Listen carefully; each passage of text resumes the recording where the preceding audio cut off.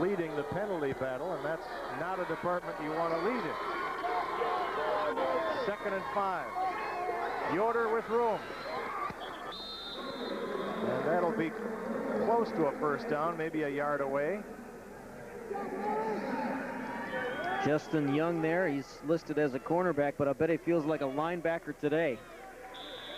Really coming up and playing the run an awful lot, as he probably expected to do when playing a team like Rolette Wolford. Number 20 there, Shane Burby checks in. 3rd and 1. Havig has it. He's the conversion man. He's done it twice in a row. And they'll move the chains with 3:13 to play. Ball just shy of the 30-yard line. 16-8, New England Regent leading Rolette Wolford. The Tigers have won the last 2 nine-man state championships, trying to become the first nine-man team in North Dakota history to win 3 in a row. Yoder smothered there. Kyle Johnson catches him from behind after a short gain. A very short gain, maybe half a yard. Boy, Johnson has really cranked it up here in the second half. I believe he's in there for number 86, Eli Krebs, 161-pound senior. But Johnson offers a little more beef. He's 174 pounds, but just a junior. Best will keep, and Best gets it up to the 25-yard line. And Nassett, Brent Nassett makes the tackle. We're down to 2:12 and counting. Comets have all 3 of their timeouts remaining. New England Region has just 2 of their 3 here in the second half. And the clock keeps on moving down to 1:55 now. 3rd and 5 from the 25. The closed formation for the Comets. Yoder. Nothing doing. Nathan Keller, the first man to get a hold of him. And timeout is called by the Comets with 1:43 to go. They're facing 4th down and 4. We'll take a break here at the Fargo Dome. You're watching the state nine-man championship on the North Dakota ABC network. Buy a carpet from Floor to Ceiling Carpet One in Fargo and don't pay a thing until $19.99. I'll be married by then. That means no down payment with no interest and no payments until $19.99. The financing makes a big difference. Top quality DuPont Staymaster carpets. They have so many styles and they have so many beautiful colors. It looks great. No interest and no down payment until $19.99. The game boils down to this play for Rolette Wolford. 4th and 4 at the 24. 1:43 to play. New England Region ahead by 8. Havig is in the game. Let's see if they go to him. No. Best wants to throw. Has to scramble. Best has the first down to the 15 and down at the 13-yard line. The Comets convert again. The only bad about that play was Best probably should have stepped out of bounds and stopped the clock. Forced to go to the air because it's 4th and about 5 or 6 yards. Nobody is open. But Best is just one of those athletes who can make some things happen, and he picks up the first down scrambling. It's Yoder ahead. Yoder across to the 9-yard line. 1:17 to go. And the Comets call timeout. They'll have 1 left. 2nd and 6 from the 9 will be the play. New England Regent opened the scoring on the opening drive, a 1-yard touchdown run by Justin Young. Then, with 2:46 to go in the 3rd quarter, Rolette Wolford's Chet Yoder scored a 3-yard touchdown run. It was knotted at 8. Rolette Wolford driving for a touchdown in the 4th quarter. That was thwarted. when Nate Schatz intercepted in the end zone, ran it all the way back to the Comet 40. And Schatz then passed a 35-yard touchdown to Erickson. And that is where we are now, 16-8. An historic day for Chet Yoder. A Dakota Bowl record 34 carries. And possibly more to come here. Breaking the most rushing attempts set last year, 33, by Len Cruz of Hazen, now playing at Concordia College. The pitch to Yoder. Yoder, touchdown!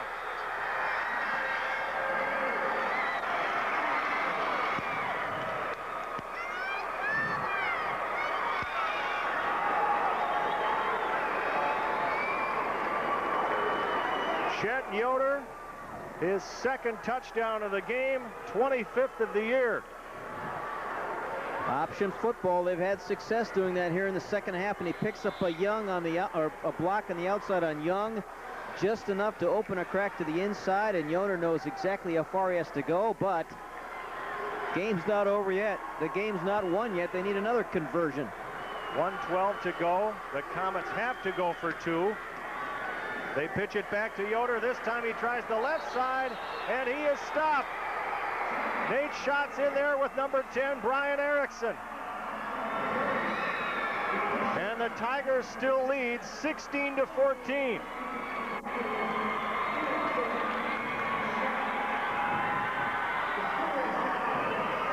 Now we'll see if the Comets try an onside kick with 1:12 to play. Option football this time to the near side of the field, and the Tigers do a nice job defending it. Reindell out there turning it back inside. More help from Schatz and Erickson. And as of now, the Comets 2 points short of tying the football game, but just yesterday working out in the Fargo Dome, the Comets practicing the onside kick.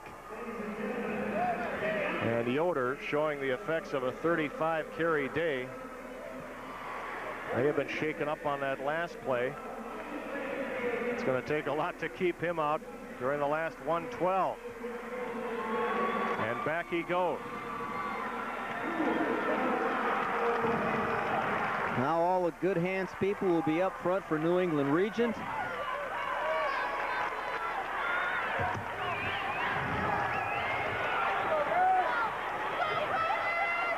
The kicker will be Blaine Lavenger.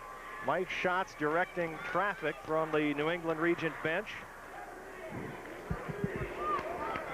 Hollering all across the field to Brent Nassett. The Comets have 7 players lined up to the left of the ball.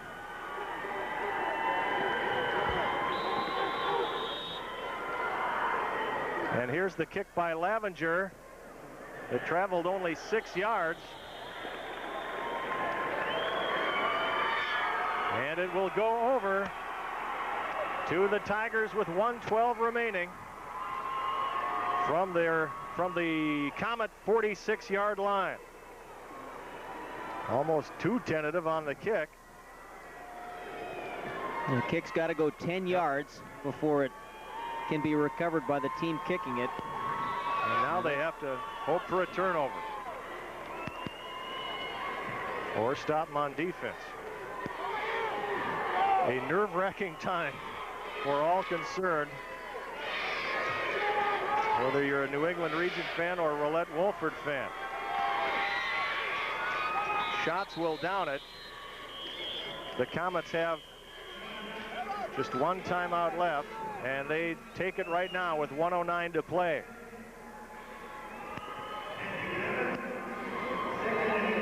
Some long faces on the Roulette Wolford side of the stadium.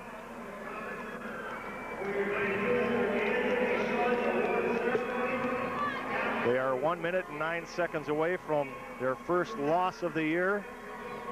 New England Regent, 1 minute and 9 seconds away from its 3rd consecutive state championship, something no other team has done. And right now, New England Regent, the only team with timeouts, but you can bet the Tigers will not be taking them. Mike Schatz said this run this year may have been the sweetest of all of them, simply because nobody expected New England Regent to come this far. It lost 8 of 9 starters back on offense. In fact, I think the only one coming back was an offensive lineman, Travis Greff, a guard. I asked him, is this old hat to your team? And he said, no, sir, because it's an all-new team. Schatz takes the knee again. And the clock is down to 1 minute left, and there's nothing the Comets can do about it. It'll be 3rd and 14 here.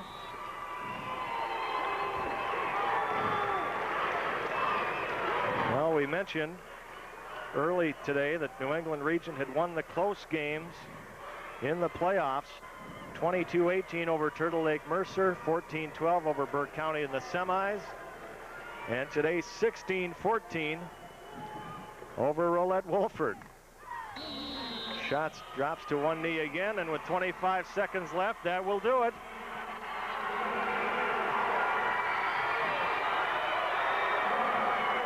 Tim Pfeiffer and the Rolette Wolford Comets gave it a good run in the second half, but it was not enough to dethrone New England Regent. The Tigers are champions again for the 3rd year in a row.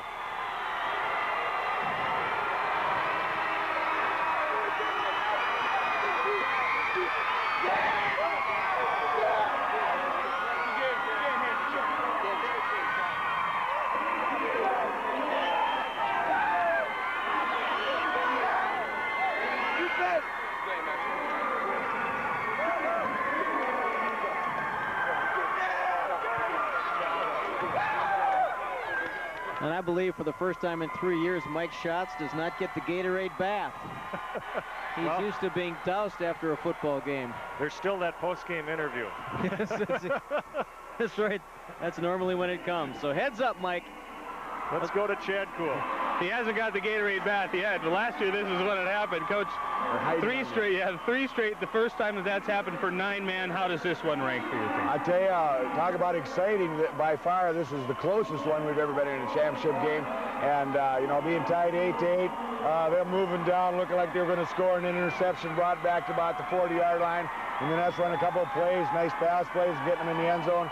Man, I tell you, she's pretty sweet. And when you got that 2-point conversion, then you knew you had something going because you weren't going to lose. You're only going to tie. And they pushed the ball down here real nice on us, but we stopped the 2-point play. And, you know, that's the tough thing about 2-point conversions. So it worked out good for us today. It's a great high school football game. You had so many new faces on this team this year. Does that make it extra special? Oh, I think so, too. I think I haven't said it yet today, but all year, but I'm going to say it now. It's real special having your own son at quarterback, you know. And it's a little hard to separate being dad or coach, but he just played super today. He had the big interception, threw the touchdown pass, and I'm so proud of all these kids. But, you know, like I say, when you have your own kid there, it's a little extra special. Coach, congratulations on another great season and another great game today. Okay, thank you. Head coach Mike Schatz of the state champion New England Region Tigers, and we have another Schatz joining us now, son Nathan Schatz. Nate, put this one into words for you. You had so many new faces coming back on this team. Did you think realistically that you would be standing here right now when the season started? Well, we set it as a goal right away. You know, we figured we have as good a chance as anybody. You know, we had to start all over, like you said. I think we only had like 2 or 3 returning starters. But we have plenty of talent. You know, everybody in the school is all for football. And so we put together a successful season, and I'm really proud of ourselves. What does it mean to win 3 straight as a school? No other school has done that. You can't really explain it. You know, you got to go out and play your best, and if you win, you win. And luckily, we've been winning, and we're really proud of ourselves. And you had some big plays today. The interception that was returned, they were knocking on the door. Take us through that one a little bit, and how big was that? Oh, I knew we had to do something quick, you know, to stop him from scoring. And I seen Jared deflect the pass, and it was just sitting in the air for me. So I figured I better go intercept it. And I thought if you caught it in the end zone, I was thinking it was a touchback, but I didn't hear any whistles, so I just took off. And I thought maybe I could go all the way, but that guy's pretty fast, and he caught me. And just quickly, your dad expressed how special it was to have you playing under him. 2A Street, was it a good season to be with your dad that way? Oh yeah, it's really special because, you know, he's my dad, and we go home and we talk the things over, you know, and stuff, and I get a little more criticism than everybody else, you know, but it's constructive criticism, and it helps us a lot, so I'm You better go get that trophy. Yeah, okay. Thanks. Congratulations. Thanks. Nate Schatz. Number 1, 3 in a row. Yeah, we like Mike. We like Mike. We like Mike. We like Mike. We like Mike. Yeah. Woo! They like Mike. They ought to love Mike. Mike Schatz with his 4th state title, 88, 95, 96, and now 97. And the American Dairy Association player of the game is Mike's son, Nate Schatz, who will receive a certificate and a donation sent to New England Region on his behalf from your local dairy farmers who ask, got milk? Nate Schatz just comes up big in big games. Picked up 2 passes in the title game last year against Hillsboro. Picked 1 off in this game. Picked 1 off last week in the semifinals to get here. Then converts his own interception to a touchdown pass to Mr. Erickson and New England Region. Dare we say it, Dynasty, and dare we say it, a 3rd straight Gatorade bath. Well, it took a while, but they finally got Mike. They iced Mike. And his own son, one of the co-conspirators. What are you going to do? Kick him off the team? He's a senior. Hey, state champion. 16-14, New England Regent defeats Rolette Wolford in the Battle of Unbeatens. Congratulations to the Tigers on another championship, and congratulations to the Comets on a fine season. Coming up next, it's the Class A championship. It'll be the Harvey Hornets looking for their first ever state title in the Fargo Dome against the Velva Sawyer Aggies. Stay with us for more Dakota Bowl coverage on the North Dakota ABC Network. Imagine 2 entertainers of the year the same night. The impact will be huge. Reba and Brooks and Dunn. Together live Sunday, November 16th in the Fargo Dome. Reba live and Brooks and Dunn. All seats reserved and available at the Fargo Dome box office. Ticketmaster outlets are charged by phone. Reba and Brooks and Dunn.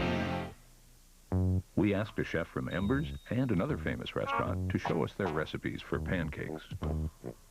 You take this stuff, add water, stir.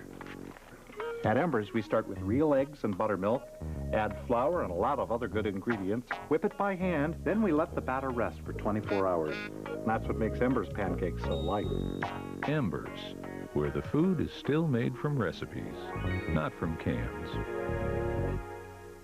People say I'm crazy in the eye. It's a special night when the Backstreet Boys host TGIF. I want to be with you more than anybody in this entire world. Sean falls in love in an unforgettable hour of Boy Meets World. But first, Sabrina meets her hillbilly cousins. I bet you think we're nothing but witch trash. It's Bonnie Anderson, by golly, followed by an all-new Teen Angel. Check this out on ABC. TV is good tonight. Welcome back to the Fargo Dome in Fargo, North Dakota, with Dana Mock, Chad Kuhl, Pat Sweeney. Happy you're with us on the North Dakota ABC Network. We're proud to bring you the Dakota Bowl for the 5th consecutive year here. New England Region just won the 9-man championship, 16-14 over Rolette Wolford. And right now, we've got preparations underway for the Class A championship. It'll be Velva Sawyer Aggies dressed in white against the Harvey Hornets in purple. And Harvey 12-0, Velva Sawyer 11-1, and I would venture to say, Dana, that Harvey coach Bill Cahill has to be the sentimental favorite in this game after losing 3 earlier trips here to the finals in 93, 95, and 96. Since the Dakota Bowl started, nobody has been here more than the Harvey Hornets, but also nobody has been denied more. Harvey finishing second 3 years out of the 5, but this year Bill Cahill brings an undefeated football team into the Fargo Dome, 12-0. Velva Sawyer, good football team, just 1 loss on the year, and that was to Stanley by a score of 24-19. Let's go down to Chad Kuhl. He is with the sentimental favorite, Bill Cahill. I would say then head coach Bill Cahill joins us, and he and his team are no strangers to this situation. Been here many times before, Coach. Is that going to be a help, do you think, with your team today? I don't think so. It's different kids that are playing each year, and it probably helps the coaches, but I don't think it helps the players a lot. Big game all the time. What's different about this team? Tell me a little bit about the Harvey Hornets this year. Well, we throw the ball a lot more. The more we throw it, the more the kids work at it, and the more success we seem to have with it. We haven't completely gone away from the running, but we do throw it a little more than we have in the past. Velva Sawyer, they has been some time since they have been in this situation. What do you expect out of this team? What do you see there? Well, they're quite similar to us. They have an excellent runner in Wade Kittleson, a great quarterback in Stoliker, and 2 fine wide receivers. So if you shut down one aspect of their game, they'll come at you with something else. And their defense is probably as tough as we've seen all year. You've been in this game so many times recently. What does it take, in your opinion? What is your team going to have to do right in order to come out on the winning end? Well, we can't have any turnovers. That's hurt us in the past, and if we have the same amount of turnovers today, we're going to lose again. But if we play our game and limit the turnovers and tackle well, I think it'll be a great ball game. And people talk about the fact that you've been so close but not quite won this one, but you don't spend any time worrying about that, do you? The fact that 4 out of 5 years that you've been so close. Well, there's nothing we can do about the past. We need to concentrate on this one, and if it happens, it happens. If it doesn't, we'll keep trying until it does. Super. Thanks, Coach. Good luck today. Bill talked about turning the football over, and that they cannot do that. Every coach will say that when you get to this championship football game. But in 1994, Harvey setting a record with the most fumbles with 4. Rolla Rock Lake also had 4 in 94. And Harvey has a Dakota Bowl record 3 fumbles lost. That also happened in 1994. So the stats back up Bill Cahill, and what a football coach will say: you cannot turn the football over. And Larry Sandy, football coach at Velva Sawyer, will say the same thing. Sandy in his 7th year with the Velva Sawyer program, the 5th time that he has brought them to the playoffs. And they shut out Stanley to get here. 25-0 was the score of that semifinal game, avenging that 24-19 loss to Stanley in mid-season. Guess we can say that the NDCAC is well represented in Dakota Bowl 5, going back to the 9-man championship. Mike Schatz is a 76 graduate of Minot State. Tim Pfeiffer went to Valley City State, graduating in 1983. Bill Harvey, the head coach at Bill Cahill, excuse me, the head coach at Harvey, also attended Valley City State University. He was an All-American in 1973 in football. And Larry Sandy, a 1986 graduate of Minot State, played under Randy Hedberg. Yep, Randy is now the offensive coordinator at UND. The Sioux have a big one tomorrow at Northern Colorado. 2 o'clock. WDAZ will televise that game tomorrow instead of the high school games here from the Fargo Dome, but you can still see those Class AAA and Class AA games on WDAY, KBMY, and KMCY. We saw in the first game a father-son tandem, coach and quarterback for New England Region. Harvey, Coach Bill Cahill, has his son, Sean, assisting him for the 2nd year in a row, I believe. Sean, no stranger to these parts, an outstanding receiver for the Bison, and he's kind of been one of the architects of that wide-open Harvey attack this year.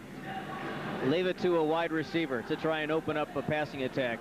Sean was an excellent wide receiver here at North Dakota State, got a lot of touchdown passes from Arden Beachy at the time, but he was also known as a perimeter ram when North Dakota State was famous for running the split back veer, and he did a lot of blocking. In fact, as a wide receiver, probably more blocking than he wanted to, but he's not complaining about the championships that North Dakota State won. But he is now an assistant football coach at the high school level in Harvey, and wants to have his dad's respect to be able to open up the game like he has. And obviously Harvey has the talent for that, and one good quarterback.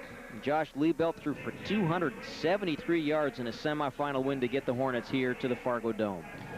The Hornets and the Aggies getting set for the Class A championship. Stay with us for more pregame coverage on the North Dakota ABC Network. Renting or buying, you can't go wrong at Appliance and Furniture Rental. Choose the plan that fits you best. Buy the item you need with our 90 days same as cash, or rent with our 12 months to own and regular rent to own plans. Rent to own furniture, appliances, color TVs, stereos, and just about anything else you may need for your home. There's no credit check needed, and your rental payments go towards the item you're renting. Call or stop by Appliance and Furniture Rental today. I need another chance. I've got to get a car. Bankruptcy is a nightmare. What should we do? Call Gateway Chevrolet's New Start Financing. The Gateway Clearance Center can help you reestablish your credit. Call toll-free 888-291-1000. Call now 888-291-1000. I'm driving. Thanks, New Start. Call now. Get your Gateway New Start loan today. The championships of North Dakota are here on ABC. Saturday, 2 more state football champions will be crowned on doubleheader TV coverage in Dakota Bowl 5. Starting at noon, watch the Class 2A championship. Then the season finale, the 3A title game. Live coverage from the Fargo Dome is sponsored in part by Stop and Go Food Stores. Dakota Bowl 5, Saturday on your local sports leader, WDAY. On the next Nightman, a sexy secret agent. Don't dictate to me. Cornered by KGB gangsters with an offer she can't refuse. We have 5 seconds to reconsider your decision. They wish for me to kill again. Like maybe kill me. Now, her impossible mission. I will kill you, my dear comrades. Will challenge the powers. I can hear your slimy thoughts anywhere. Of Nightman. Late night Sunday on WDAY. Back at the Fargo Dome with Dana Mock and Chad Kuhl, Pat Sweeney. Hope you're enjoying North Dakota ABC Network coverage of Dakota Bowl 5. Just moments away from the Class A championship game between Harvey and Velva Sawyer. You know, when we look at the matchup, Dana, you look at the numbers, Bill Cahill said it best. He said it's like looking in the mirror because the stats are so similar as you see here. The only thing that's not similar is the one-loss record. Harvey 12-0, Velva Sawyer 11-1, but after that it's almost identical. Velva Sawyer 221 yards rushing, Harvey 209. Passing, Velva Sawyer 100, Harvey 119. Points a game, nearly identical. 31 for Velva Sawyer, 32 for Harvey, and both defenses, championship-type defenses, Pat, each giving up 8 points a game. Obviously, the two-point conversion is big in Class A as well as 9-man football. And as a matter of fact, Velva Sawyer with 3 shutouts, one of those coming in the season opener against Minot Ryan, 21-0. Minot Ryan, a Double-A finalist this year. That says something that Velva Sawyer can go up a class and still compete, not just compete, but also win. And in the playoffs, defeating Killdeer 18-16, and getting a little revenge on Stanley, winning by a score of 25-0. That just tells me that Velva Sawyer has improved an awful lot as a football team. Football coaches will always say they just want to improve a little bit every day, a little bit every week, and Velva Sawyer has certainly done that. Harvey in the playoffs, easily taking care of Carrington by a score of 32-0. And last weekend here in the Fargo Dome, beating Hankinson from southeastern North Dakota, 24-19 was the final in that one. About 11 minutes now away from the start of the Class A championship game. It's Velva Sawyer, the Aggies, taking on the Hornets from Harvey, North Dakota. We're hoping to hear from Velva Sawyer coach Larry Sandy momentarily, or at least one of the Aggie players. Jeff Miller, Lucky Kirkhoff, and Scott Nielsen. We'll talk to one of the victorious New England Region Tigers who won the 9-man championship 16-8 over Rolette Wolford. Let's go to Chad Kuhl for that. Well, Pat, Dana, it was a worthwhile game to talk about a little bit more. New England Region junior Justin Young joins me, the running back. And Justin, this was quite a game. Did you expect such a battle from Rolette Wolford coming in? Well, yeah, I expected a good battle right from the beginning. But when we scored that first drive, I thought it was going to be a blowout. But their defense really stepped it up. And then things settled down, and it looked to me like you guys really wanted to stress the run, and you came in up big in that way. Were you happy when we started going to the ground game a little bit for the Tigers? Well, yeah, I'm always happy when we get to go to the ground game, but I think the passing game's our main source of our offense, so I'm glad we went back to that towards the end too. Roulette Wolford was driving there in the fourth quarter with the game tie, and then Nate came up with a big interception. After that, it was, what was the talk in the huddle? Here we go, this is our chance to win it. Well, we just didn't want to turn the ball over, and so we it was tied up, and we had to put in some special plays so we could get in the end zone. And the importance of making those two-point conversions. I know your coach talks about that all the time. You got to get those in. Today it made all the difference. It made the difference in the game, didn't it? Yeah, it did. Two-point conversions have been pretty good for us here. We've made about 50% of them all the time. So we went back to our original two-point conversion play and we scored. 3 straight state titles for New England region. You're the first 9-man team ever to accomplish that goal. You've had a few minutes to think about it a little bit. What does that mean for your team, your communities? Well, it's probably the tradition that's the main thing, you know, because the tradition comes out and every team wants to go out there and win, and we just have to step it up and play with it. And there are so many new starters on this team over last year's squad. Last year was a veteran team that won it again, 2 in a row. This year, 8 new guys on offense, including yourself, I assume. That has to make it a little more special. You kind of made your own name. It is special this year. You know, we didn't have any returning starters, so we all had to step up and play our best. And next year we'll have a lot of returning starters back. So. And that's a little bit scary. Make another run maybe next year. Yeah, we'll be looking forward to it next year. Well, so will we. Justin, thank you for a great game, and congratulations on another state title. Thanks. Justin Young of the New England Region Tigers, who won their 3rd straight state title today, 16-14. And we have another member of the victorious New England Region Tiger football team joining us now, Jared Reindell. And Jared, that 2-point conversion for Roulette at the end of the game.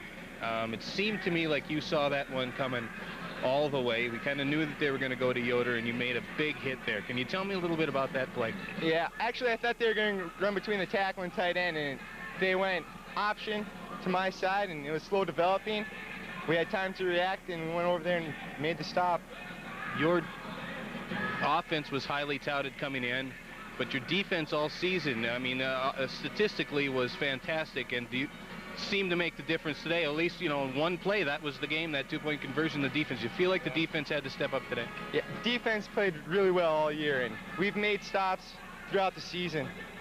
Since Harding County, that was their toughest game of the season. We knew that we beat them, we had a chance to go to state, and we beat them, so. They're driving, tie game, they're driving. It looked to me like you guys were getting maybe a little tired, I don't know, but they were moving the ball pretty well. Then comes the pick from Nate.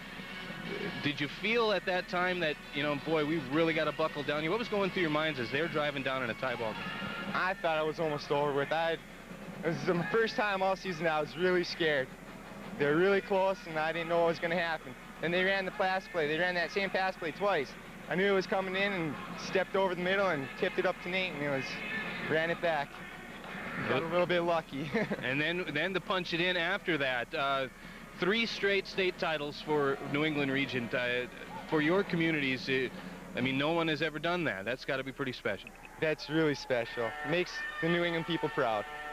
And next year, so many guys coming back. I mean, you know, it's time to start thinking 4-peat. Yeah, it's definitely time to think 4-peat. With Brian Erickson and Justin Young coming back, I got all the faith in them that they're going to make it back again. Thank you, Jared, on a great season. Congratulations on a great game today and another state title. Thank you. Jared Reindell of the New England Region Tigers, who have won 3 straight state 9-man titles today. 16-14 was the final score over the Roulette Wolford Comets. Coming up, the state Class A football championship is on the line. The Harvey Hornets and the Velva Sawyer Aggies will have more on that matchup and the kickoff coming up in just a minute. Start your holiday remodeling from the floor up with help from Lee's Flooring. Choose from the beautiful colors and styles of Tough Tex and custom weave carpet during the factory authorized sale. Spruce up your kitchen or bath with new wallpaper, cabinets, and countertops from the New Home Decorating Center. Plus, Lee's has quality wood flooring, linoleum, ceramic tile, and more at the lowest price guaranteed with no payments or interest for 6 months. Lee's Flooring, 1638 Main Avenue, Fargo. We're on our way to the holidays. Find these exclusive limited edition collectibles at our one-day fall open house. This Boyd's Bearstone figurine, a charming Tails mouse, the Eddie Walker Guardian Angel, a Boyd's Bearstone wall plaque, and greetings from Santa as you arrive at the Main Street Gift Shop. One day only, November 15th, during our fall open house, on your way to the holidays. These exclusive items available at Peggy's Hallmark, West Acres. Weather Talk with meteorologist John Wheeler. Continuous snow cover is defined of an average snow depth of at least 1 inch on the ground for at least 30 days. The average first date of continuous snow cover in the Red River Valley ranges from late November up north to early December in the south. This means that a little snow that falls in November, on the average, won't be there in the spring.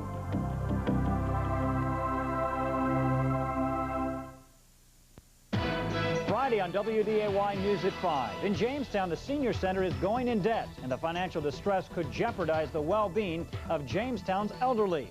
Mayor Charlie Couragean will be here live to discuss this and other issues facing his city. The musical Godspell opens this weekend at Concordia.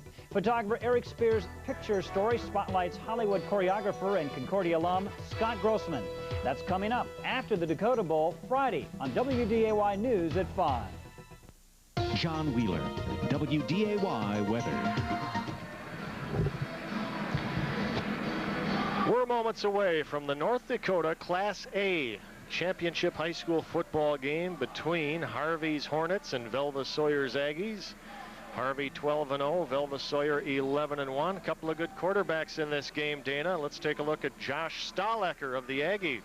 Senior quarterback, 170 pounds. He has attempted 146 passes, but he's also dangerous on the ground, running 49 times for an 8.4 average. Quality athlete back there. In fact, Larry Sander, head coach of the Aggies, said he makes the coaching staff look awfully good sometimes. You can call a bad play, and number 18 just finds a way to make things happen. Nearly 1,100 yards passing, 14 touchdowns through the air. He has also 6 on the ground. He is one player to watch today. In fact, we have 2 quality quarterbacks.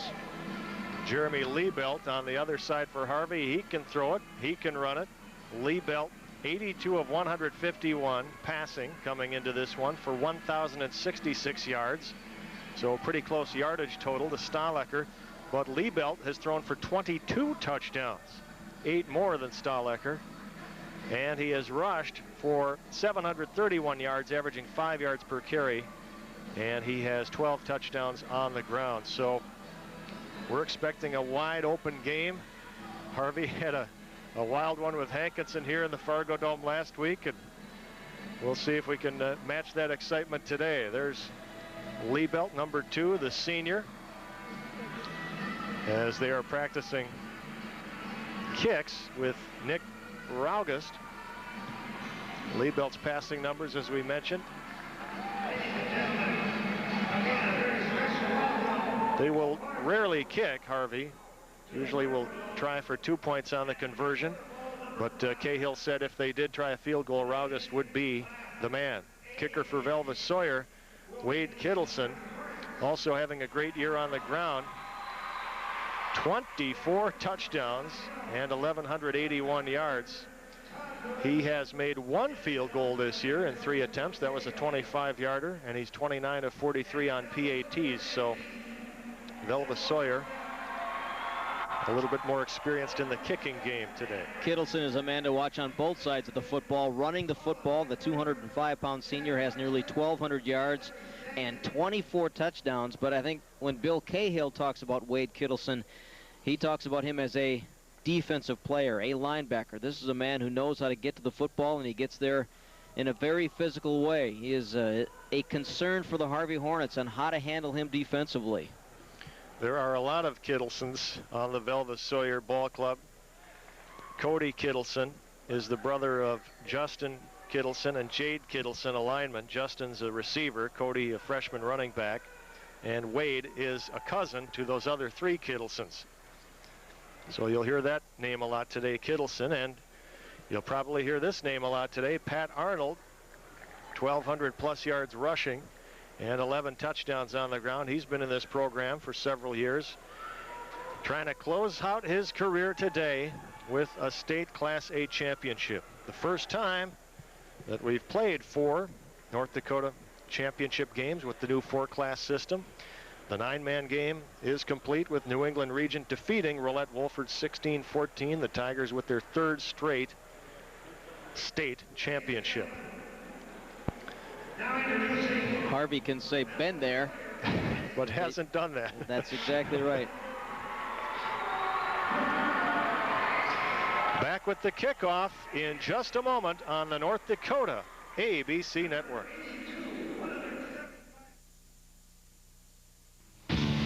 Dakota Bowl 5, live from the Fargo Dome. Today's Class A championship is brought to you by First Bank, American Dairy Association, Dodge, Community First Bank, Stop and Go, Farm Credit Services, Amico Service Center, Gateway Building Systems, the North Dakota Farmers Union Insurance, The Forum, KTFX 107.9 The Fox, Cellular Communications, and U.S. West.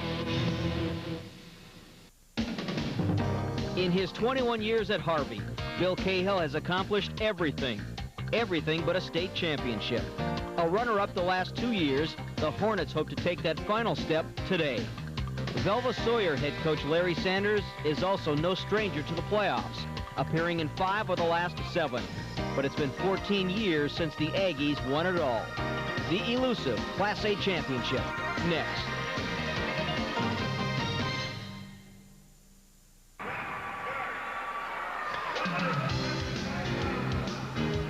We welcome you back to the Fargo Dome with Dana Mock and Chad Kuhl, Pat Sweeney, ready to bring you the action of this North Dakota Class A championship game.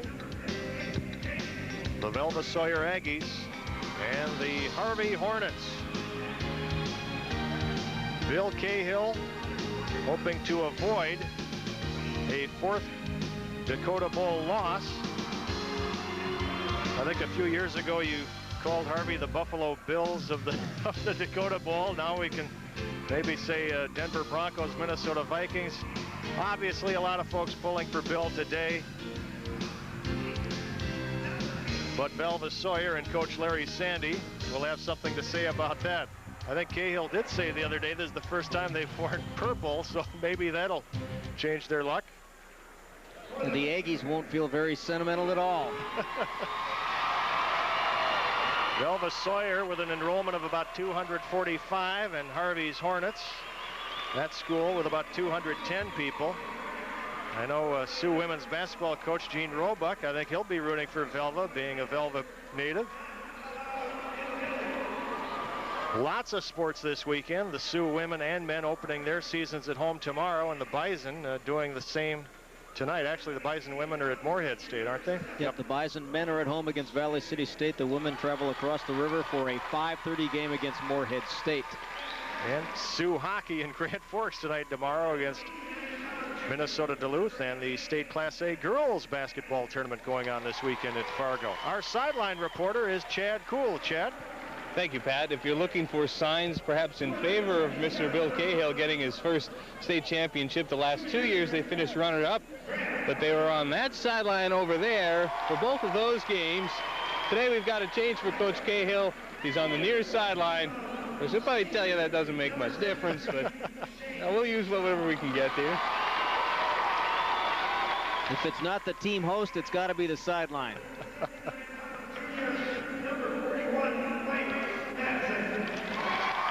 They're still introducing the starting lineups here for the Class A championship. The remaining 2 games will be played tomorrow here in the Fargo Dome, starting at noon, with the Class AA championship between Minot Ryan and Watford City. Ryan, of course, winning in the Dome several years back. And then at 2:30, the big schools in AAA. A couple of WDA teams going head-to-head, the Bismarck Demons and the Dickinson Midgets. Those games will be seen on WDAY, KBMY, and KMCY. WDAZ in Grand Forks Devils Lake will be carrying Sioux football from northern Colorado at 2 o'clock tomorrow. And it just goes to show what the sports writers and sportscasters of North Dakota know about Class 3A football this year. Most of the year, 3 and sometimes even 4 Eastern teams were in the top 5. But when it came to money time, Western teams won in the playoffs, and that's why we have an all-Western affair for the 3A championship game tomorrow at about 2:30. And we want to remind you folks watching on WDAY, KBMY, and KMCY, tomorrow afternoon we will be keeping you updated with highlights of the Sioux Northern Colorado game from Greeley, which will decide the North Central Conference Championship. So keep it right here on the North Dakota ABC Network. The Harvey Hornets are huddling at midfield. And after a long pregame, we are ready to go.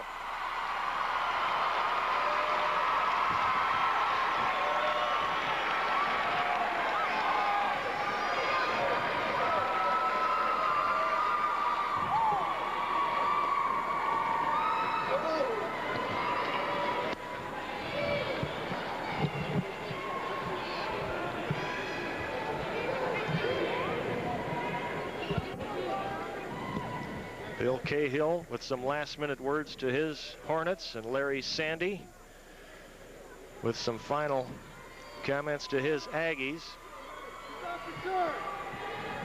There you see the opening game of the year, Velva Sawyer blowing out Minot Ryan 21-0. Ryan will be in that AA game tomorrow. So quite an impressive season opener for the Velva Sawyer Aggies. Bill Cahill and Harvey have posted 4 shutouts, and the Aggies have posted 3. There you see the offensive and defensive averages there, 32 points to 8. And Velva Sawyer outscoring its opponents on an average of 31-8. So defensively matching 8s. The Harvey fans are ready. You see the Velva Sawyer fans ready on the far sideline. Velva Sawyer making its first appearance in the Dakota Bowl. Harvey hoping that the 4th time is the charm. Coach Larry Sandy has had a good run at Velva Sawyer. And they're well outfitted, I'll have to say that. They've got some nice looking coaches shirts. Everybody's got the embroidered caps for the Aggies. They and were, not the adjustable type cap either. Fitted. Yeah, you got to have the fitted cap with your name embroidered on the back too. It was most impressive to see them up close. Oh, everything's marketing and promotions now. Bill Cahill, we mentioned his son, Eric, or Sean, an assistant coach. Eric was here yesterday, now with the Bison. His daughter, Mackenzie's one of the managers. So he's got the whole family here. Harvey to kick it off. Pat Arnold with the boot. And down it comes. Number 22, Brian Van Winkle from his 5-yard line. A lot of open field on the right side. And Van Winkle runs it all the way back to the 35-yard line. Velva Sawyer with the first crack on offense here, led by Josh Stahlecker and Wade Kittleson, who has rushed for 24 TDs this year. Lee Grossman, the split end, has caught 7 TDs. Feist, Selzler, Long, Gatormson, Kittleson, and Knorr along the line. The rest of the games from now on, 11-man. This is Class A. And Stahlecker gives to Wade Kittleson, and he gets about 4 yards on the first carry of the game, up to the 39-yard line. For Harvey on defense, Schneider, Fall, Arnold, Weinman, and Matson up front. Arnold held Raugust, Franklin, Fink, and Schilling behind. 2nd and 6 from the 39, just underway here in the Class A title game. And it's Wade Kittleson again. And he gets it up to the 45, and that should be a first down. Referee, no. It's just short of a first down, inches away, says referee Mike Deutsch, doing double duty today after umpiring game 1. Kittleson is a bull back there, goes 205 pounds. You cannot bring him down with an arm tackle. In fact, you may need some help. Look at Arnold just hanging on for dear life there, trying to bring him down. He does. But the Aggies need just about an inch or two to pick up a first down. Love those socks on Wade Kittleson. Another carry for Kittleson. He's got the first down and more. Kittleson at the 20, down to the 15, and they mark it down at the 13-yard line. Wade Kittleson breaks open the first big play of the game.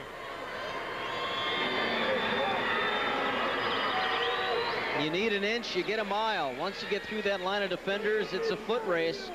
Nice stiff arm that time on Nick Raugus. Kittleson puts out the stiff arm with the helmet, and Raugus doesn't have a chance to get in there. Matson chases him down. But the Aggies, bullies up front early on, and that's exactly what Larry Sandy wanted, to establish a ground game. They give to the up man, Brian Van Winkle. And the junior gets a short gain. They'll spot it at the 12, 2nd and 9. 10 minutes left in the opening quarter. We're scoreless. Velva Sawyer here on the first drive of the afternoon. And Bill Cahill hoping his defense can come up big here on the first series as Wade Kittleson has the Aggies threatening. Kittleson tried to cut it in. Looked like he slipped there and got it up to the 10. Third down coming up.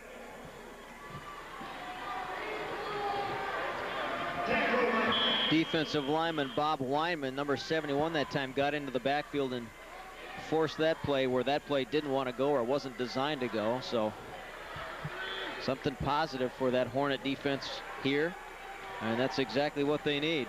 Lee Grossman wide to the left. Stoliker smothered at the 11. Pat Arnold in there, number 32, leading the charge.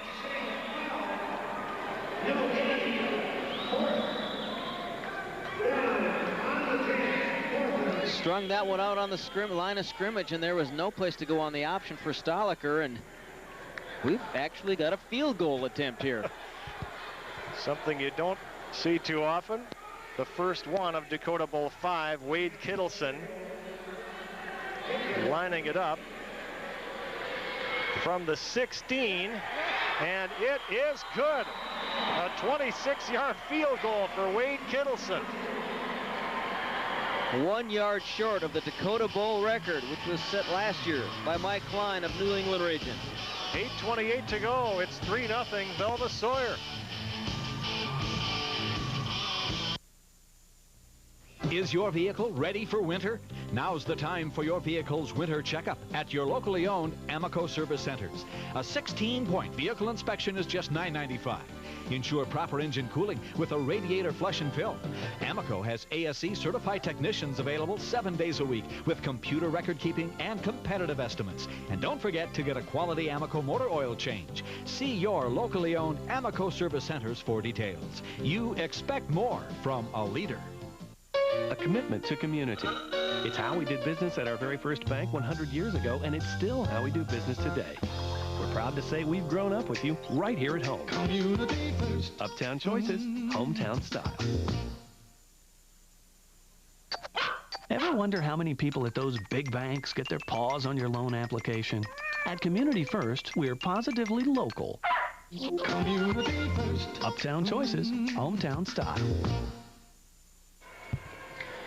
At the conclusion of this game, we'll select the American Dairy Player of the Game, brought to you by the American Dairy Association on behalf of your local dairy farmers who ask, got milk? Wade Kittleson got the first field goal of Dakota Bowl 5, 26-yarder with 8:28 to go first quarter, and he has the Aggies up 3-0, so a moral victory for the Hornet defense there, at least keeping them out of the end zone, holding them to 3 points. And both teams find something good in that opening drive. Yep. points for Velva Sawyer and just a field goal if you're a Hornet fan. Kittleson with a low kick, bobbled around down there.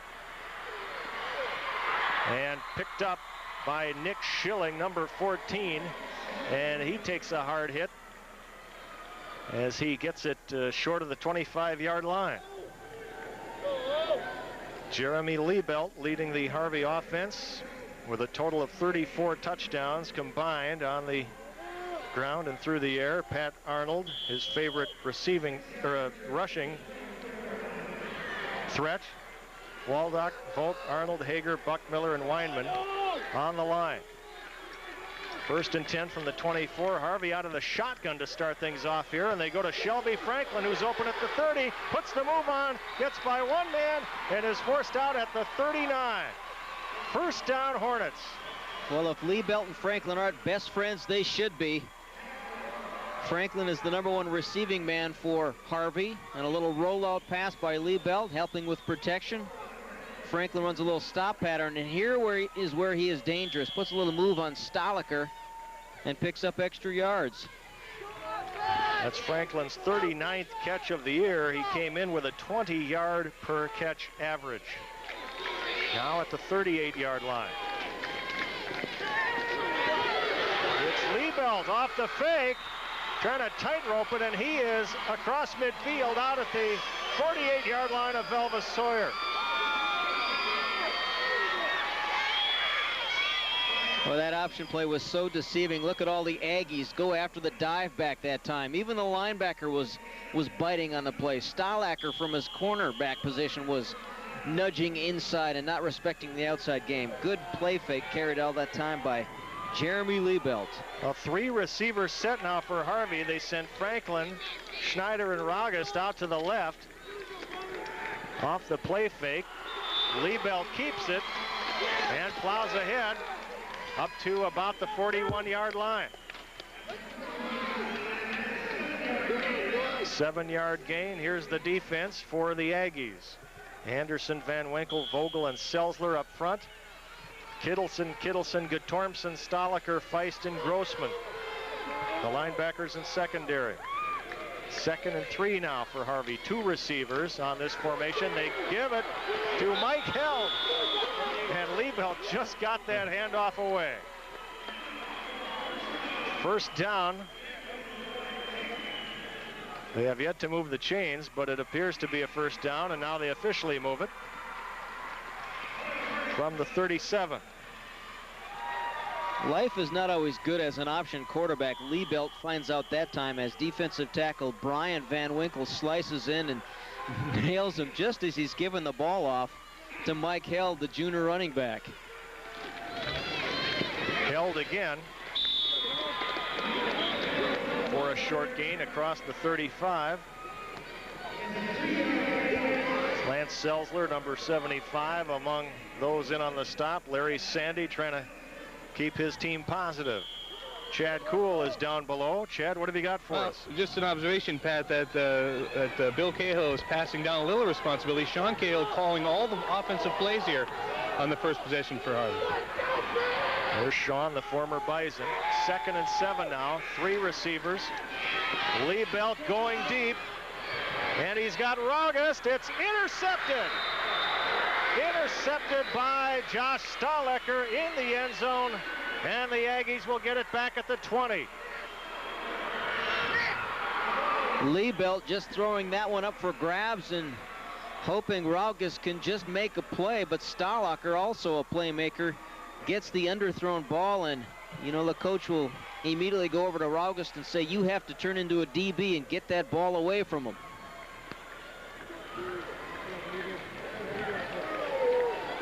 Here's the athleticism of Stoliker that time, going up for the ball.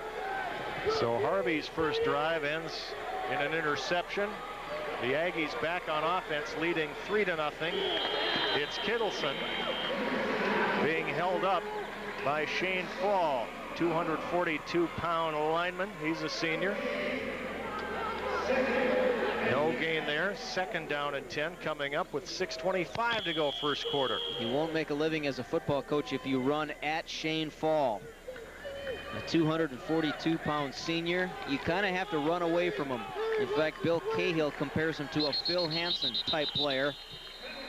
Hansen now with the Buffalo Bills, where when he was in his playing days at Oaks and at North Dakota State, you couldn't go at him, just too strong. Couldn't move him out of the way, and that's what Bill Cahill says of Shane Fall. Illegal procedure against Velva Sawyer. Moving it back 5 yards to the 15-yard line. It'll be 2nd and 15. The rest of our officials today, we mentioned Mike Deutsch, the referee. The umpire is Jeff Miller. The linesman, Bucky Burgow, and the line judge, Scott Nielsen.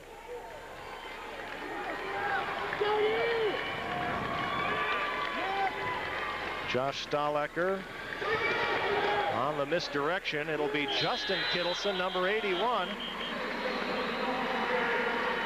Stopped at the 15, so no gain there. The Aggies trying to do a little misdirection, and Shane Fall stays at home and makes the play. Very minimal gain as it turns out. Clock on the move here with 5:31 to go. First quarter. Velva Sawyer 3-0 over Harvey on a 26-yard field goal by Wade Kittleson. 3rd and 15 now. Stahlecker to throw, got the screen to Justin Kittleson, and Justin Kittleson gets it up to the 30-yard line. That'll be perhaps a first down. We'll see where they spot it. It looks good from here. And they move the chains. It is a first down. Well, that's a nice looking play by Velva Sawyer. Stahlecker sells it like a rollout, lets the pass rush come in, and here comes Kittleson from his outside position. And he knows how far he has to get. He had some blockers out in front of him to help him pick up the yardage he needed for the first down. Justin and Wade Kittleson are cousins. Here's the handoff, and a short gain there for Brian Van Winkle, the 170-pound junior, averaging 6 yards a carry. Couple yards, 2nd and 8. Shane Fall again in on the stop, and we've got 4:41 to go.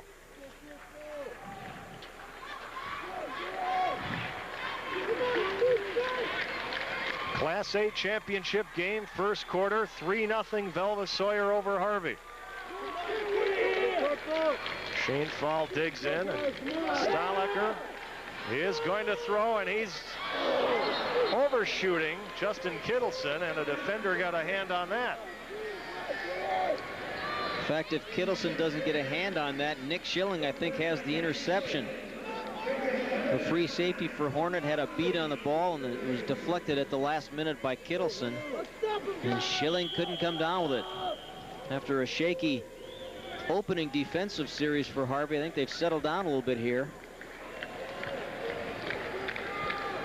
Mike Held comes in for linebacker David Volk on the Harvey side of the ball. We'll see if Stahlecker throws it up again. He wants to. He's got a man open. Kittleson complete at the 47-yard line. And that's a first down for the Aggies.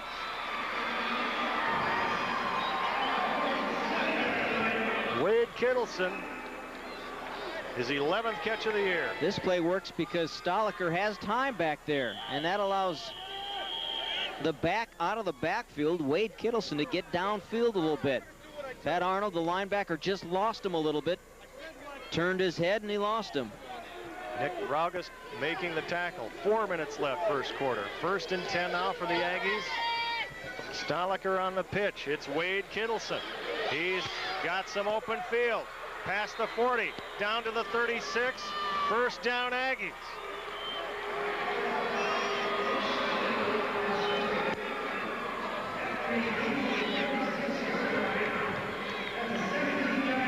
A gain of 17 for Wade Kittleson. Successful play because, look, there's a blocker on the outside, not many defenders. Schilling coming up from his free safety position. And Fall hustling back from his defensive line position. Justin Kittleson and Lee Grossman wide to the left. It's Wade Kittleson getting past the line of scrimmage and picking up about 3 yards. It seems so far that the Hornets play good D for about 2 plays and then give up a big third down play.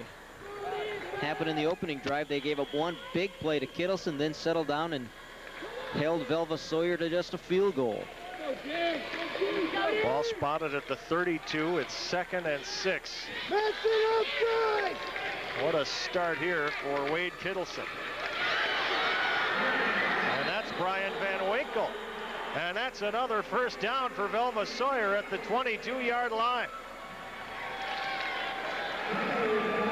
See the change in speed from those 2 running backs. Kittleson, the power runner, but he can move.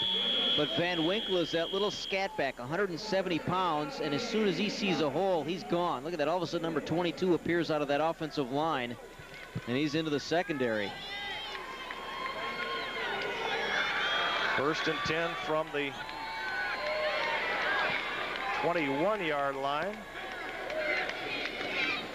Stoliker gives to Wade Kittleson, bounces off of the initial wave and picks up some good yardage up to the 16, up to the 15-yard line.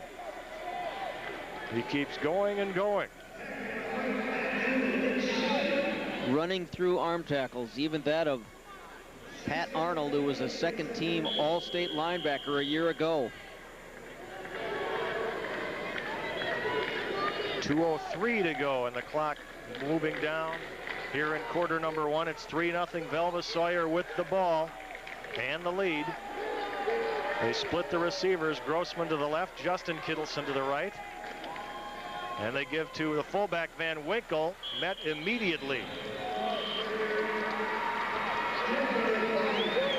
Minimal gain there, and that was number 7, Ronnie Schneider, slamming the door on him. A gain of 1.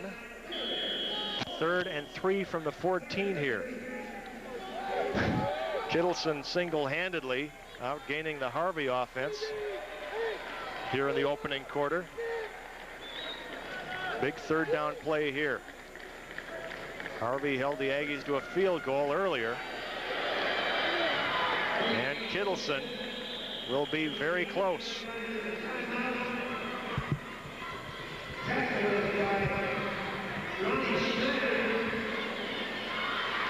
And they're trying to judge it from the field. They're going to bring in the chains on this one.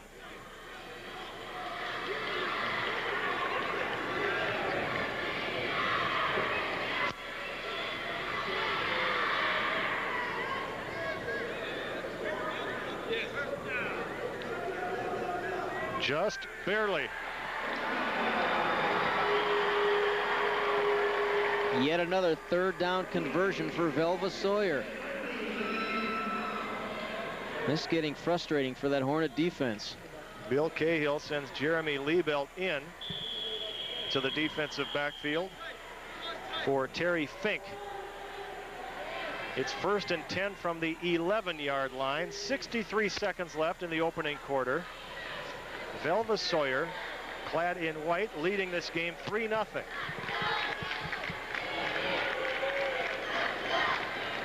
Kittleson, left side, down to about the 6-yard line.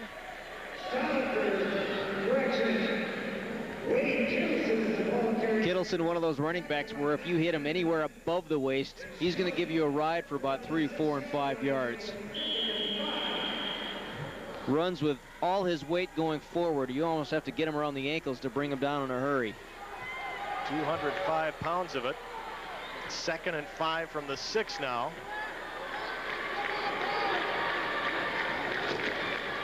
Stoliker trying to cut it in. He fumbles the ball. The flag is thrown.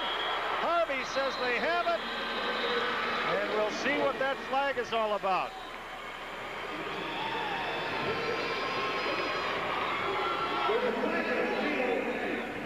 Oh, Velva Sawyer got it back.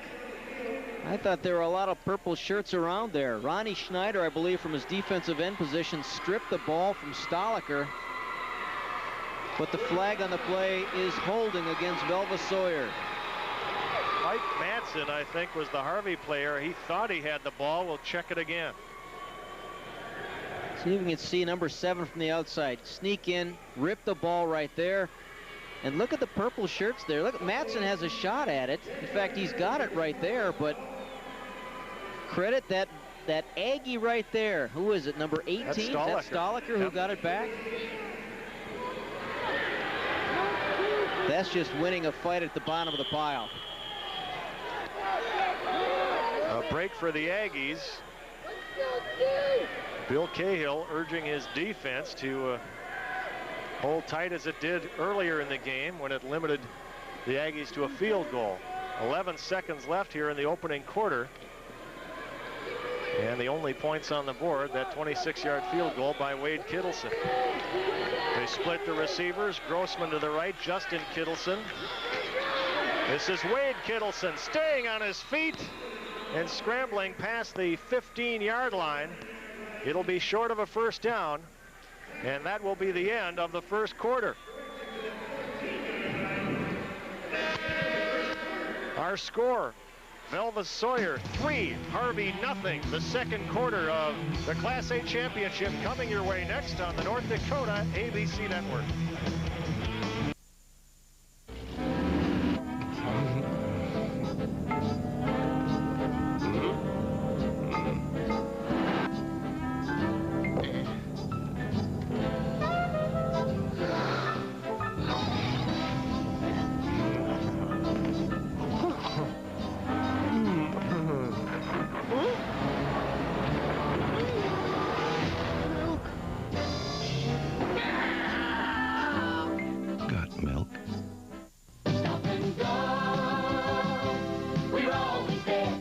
Your Stop and Go credit card? It's the easy way for individuals and businesses to buy your gas and have complete records monthly for each vehicle. Ideal, especially for those traveling in the area. With 26 locally owned area stores, there's one nearby. Stop and Go credit cards, available at all Stop and Go stores. The right choice for you and your business. Stop and Go.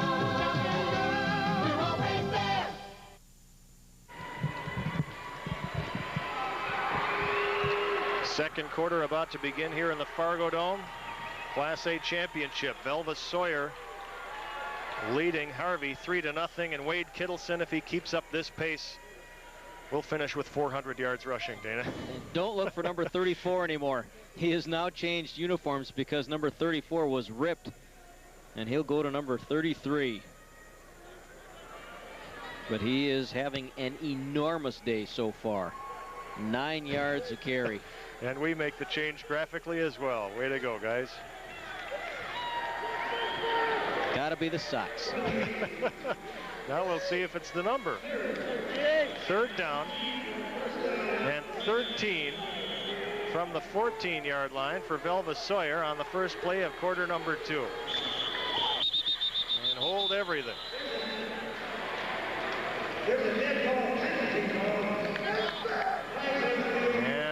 Velva Sawyer is offside to open the second quarter. You better play full drive. Bill Cahill telling Mike Matson to play outside. I think Cahill and Matson have had quite a few discussions already in this football game. You think Bill Cahill wants that first state title? 3rd and 18 now after that penalty.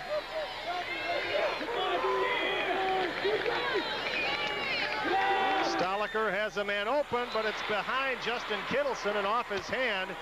In the meantime, Matson comes in and puts Stoliker on his back. We've only played 5 seconds of the quarter. Bill Cahill still wants to know why that receiver is so wide open. And the receiver Kittleson just didn't get a chance to turn around and look for the ball in time.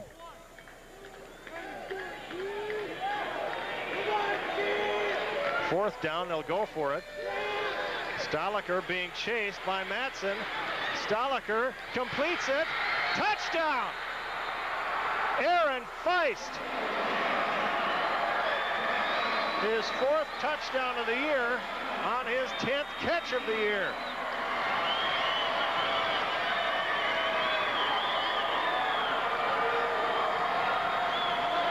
Boy, 4th down and 18. You hate to give up a play like this. Stoliker gets out of contain, Look at Arnold, caught in the middle, doesn't know to come up or take a receiver, and cutting across the middle. Number 28 for Velva Sawyer, Aaron Feist. And Wade Kittleson kicks the extra point. And so with 11:48 to go, or there's no good, excuse me, missing the extra point, 9-0 Aggies.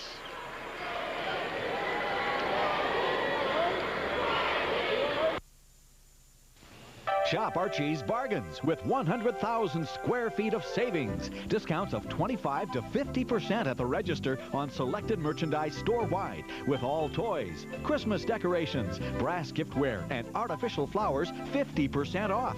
All furniture, carpet, and clothing 25% off. And selected footwear discounted up to 40% off. Now's the time to shop and save. Quality, price, variety. There's always more for your money at Bargains, your Christmas store.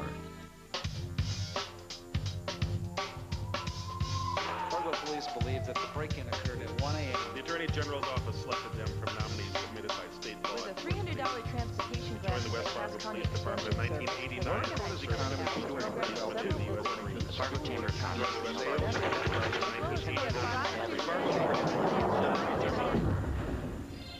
The Forum. We deliver every day.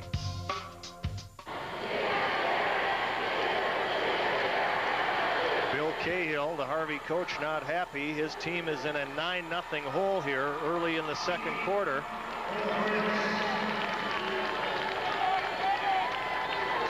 After that 19-yard touchdown pass, Stahlecker to Aaron Feist on 4th down. Wade Kittleson getting ready to kick off here. To Shelby Franklin from his own 12-yard line. Franklin by one man, by another, and they finally halt him at the 30. In on the stop, Jared Ruprecht. Shelby Franklin running that kickoff back 20 yards. And so the Hornets will start off at their 30-yard line. Down 9-0 with 11:41 to go in the first half. A lot of coaches will say the best defense is the one that's standing on the sidelines, and so far that's what Velva Sawyer has been able to do, keep its defense off the field, and in turn keep this explosive Harvey Hornet offense off the field. A 3-receiver set here from the shotgun. Liebelt to Raugust. Nick Raugust has it at the 39. Taken down by Jamie Gatormson and Aaron Feist. Feist came up and really put a pop on Nick Raugust. There's a lick right there, solid tackle. 2nd and 1 now from the 39, 11:11 to go. Liebelt keeps on the option but plows into the pile, and he'll be close.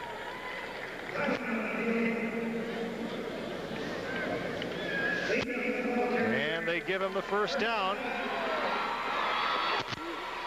Ball just across the 40. Jeremy Liebelt, the 176-pound senior. They send Raugust wide to the left and Shelby Franklin wide to the right.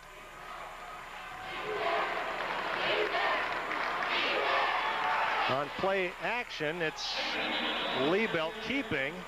After faking to the fullback, he'll get a couple. Jade Kittleson, number 55, a sophomore linebacker, making that tackle. And here's Ronnie Schneider checking back in for the Hornets. 2nd and 8 coming up with 10:27 to go. It's 9-0, Velva Sawyer leading. Second quarter. Kittleson stopped that one from being a big play. Liebelt almost got through that line of defenders into the secondary. Franklin in motion out of the 3-receiver set. Liebelt looking for Ronnie Schneider, has him at the 49. And it takes 3 or 4 Aggies to drop him. They are trying to get a turnover there. That won't go. And And we'll see how they measure that. 3rd and short coming up. 3 defenders to bring him down, and right now 58. Jamie Guttormson is still on the ground. I wonder if Guttormson didn't get a leg stuck underneath that pile. Ball came out, but the official right there saying he was down. And Guttormson is the man who was hurt in the opening game against Minot Ryan, had surgery on his broken leg and returned to play in the first playoff game. So you hate to see him leave the game after all he's done to come back this year. Guttormson, a 175-pound senior. He's their center on offense. And this is going to take a while.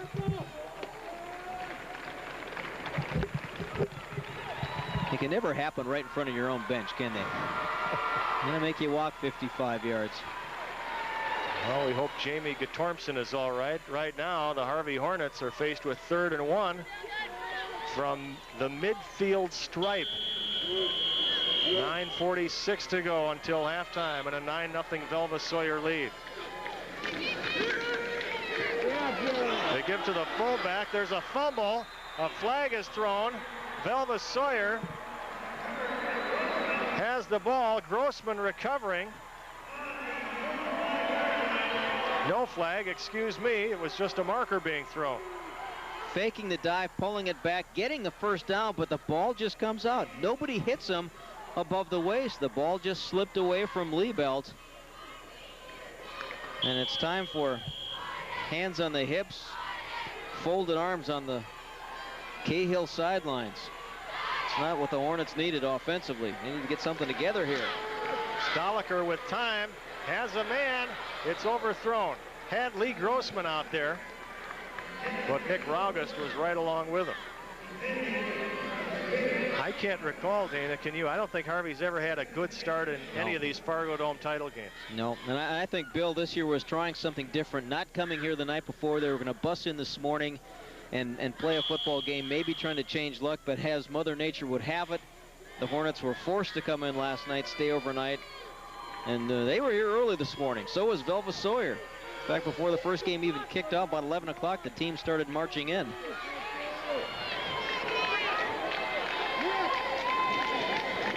Give to Wade Kittleson, slashing across to the left side. He'll pick up a couple yards up to close to the 48-yard line. 9:20 on the clock, counting down until halftime. Of course, Harvey, the first time they were here in '93, lost, I think the final of that game was 6-0 to Delax Burlington. So it's been a day of heartbreak the last 3 times that Harvey's played in a championship game here in the Fargo Dome. A lot of time left here, though. 3rd down and 7 for the Aggies, who lead at 9-0. Stoliker on the misdirection. They give it to Justin Kittleson, and he is cut down by Pat Arnold, the linebacker. A little momentum there for Harvey. That's what Harvey needed. Look at Pat Arnold. He just follows that pulling lineman that time, gets into the backfield. Look, Mike Matson has been listening to his coach. Stay outside, turn things back in, and he did. Shelby Franklin back to receive the punt by Josh Stoliker. The quarterback doubling as the punter.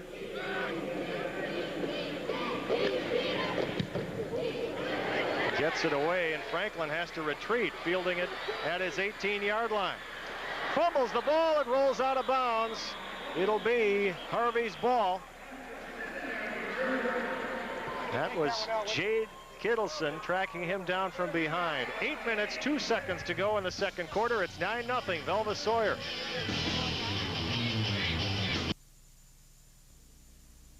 Confused about cellular phones? Let the professionals at Cellular Communications answer your questions. They're the largest cellular communication dealer in the Red River Valley, with the trained staff ready and able to answer the questions you have about cell phone equipment and service after the sale. Don't make a costly mistake. Get the answers before you buy. Cellular Communications, it's what they do, and they do it well. Service provided by AirTouch Cellular. Today, farm and rural families are facing a season of change. New economics are changing the way you farm, work, and live. And for every challenge this new environment will bring, we have the financial services, the resources, and the expertise to help you keep your family secure season after season. Farm Credit Services, at the heart of a growing America. At the conclusion of this afternoon's game, we will choose the American Dairy Player of the Game. And that's brought to you by the American Dairy Association on behalf of your local dairy farmers who ask, got milk? Come on, no! Let's go, man! We've got 8:02 to go, second quarter. It's a 9-0 Velva Sawyer lead over Harvey. Hornets with the ball, 1st and 10 from their own 22. Split receivers. Liebelt just gets that handoff away to Brandon Sanders, a sophomore running back just into the game, averaging 5 yards a carry. Gets only 1 on that carry. Another fraction of a second, and Liebelt could have been handing off to a Velva Sawyer defender. I'm surprised. I was expecting a fumble there, and it didn't happen. Come on, They've got Raugus wide left, and Franklin in motion, and the flags go flying. Neil Anderson of Velva Sawyer jumped offside, and he did. A break for Harvey. 2nd and 4 will be the situation here with 7:26 to go. Unofficially, the Aggies have rushed for 115 yards, 28 for the Hornets. Bill Cahill looking at that scoreboard, 7:18 and counting. Liebelt fumbles the ball, but recovers. Hit right off the snap by Brian Van Winkle. One of the players that Bill Cahill was concerned about how to handle at that defense for Velva Sawyer. Brian Winkle, number 22, as well as linebacker Wade Kittleson. He thought, Cahill did, that if they could control those two players, they could really do what they wanted to offensively. And that play, Van Winkle was uncontrollable. So forget about that gain on the penalty. It's back to 3rd down and 10 from the 22.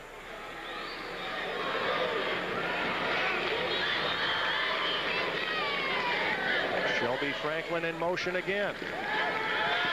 Liebelt has time. Now he tries to cut it inside, and he'll get back to the line of scrimmage, and that's it. Number 65, Neil Anderson, there to stop him.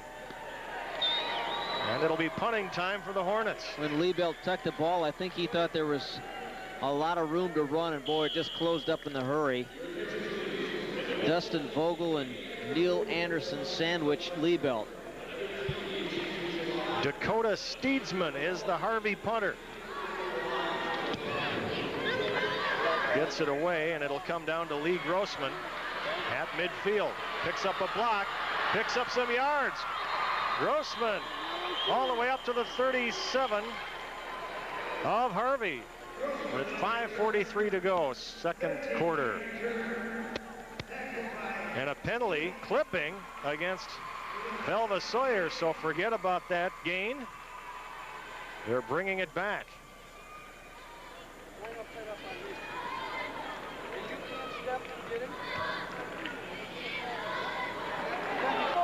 Bill Cahill huddling with some of his veterans. They're going to march it back all the way to the 37-yard line of Velva Sawyer.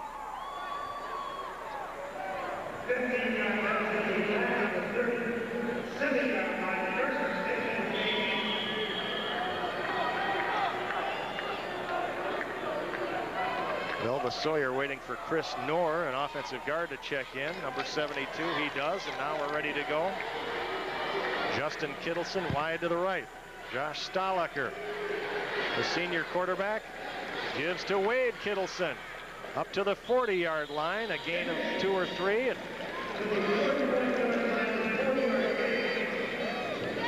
Jamie Gatormson is back in at center, has an ankle heavily taped. Got a little hitch in the giddy up, but you can't keep him out of the state championship game. The question will be now is, will he make it through halftime to the second half? Sometimes when you turn those ankles, they stiffen up when you don't stay active. You don't keep up on your feet. You don't keep moving. Velva Sawyer dominating this first half offensively. 9-0 on the scoreboard. Here's a hole for Wade Kittleson. First down Aggies. Into Hornet territory at the 48-yard line. Look at the offensive line do the work here. Pat Arnold just gets nailed by the fullback Brian Van Winkle, and that really opened things up. You look on paper, you would think Kittleson would be the blocking back and Van Winkle the running back, but it's quite the opposite. Van Winkle at 170 pounds is a rock-solid blocker. On play action, Stoliker going long. Oh, it's off the hands of Lee Grossman. And Nick Schilling back there again.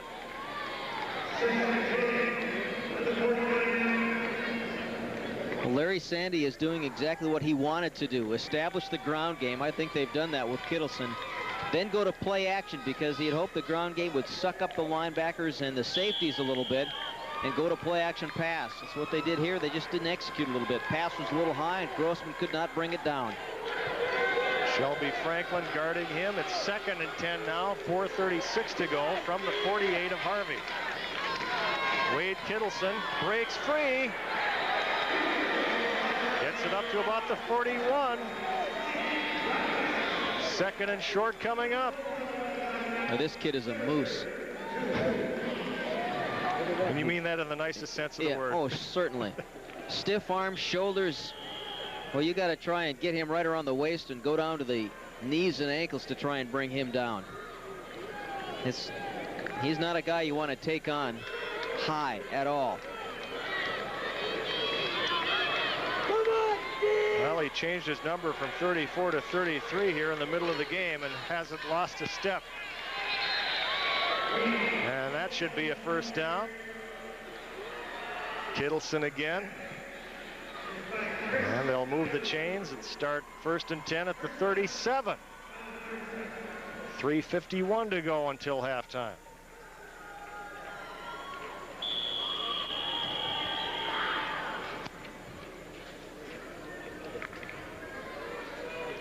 They get the feeling that Chet Yoder's rushing attempts record may last about 3 hours. Yep. They keep giving the ball to Kittleson this much. This time it's the fullback Van Winkle, and the Hornets swarm in on him. Mike Hill, number 34, in on the tackle, so that's a gain of just 1. And that is Held's forte, stuffing the run. He's not the best linebacker at getting out in the flats and covering running backs, but aren't many better than him at stuffing the run inside.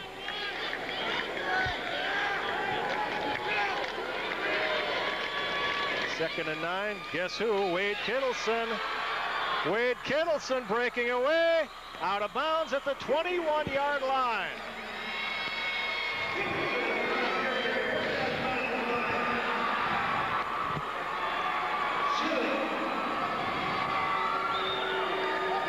Well, Larry Sandy's got some boys on that far side of the line who are really doing a job, really opening up some holes.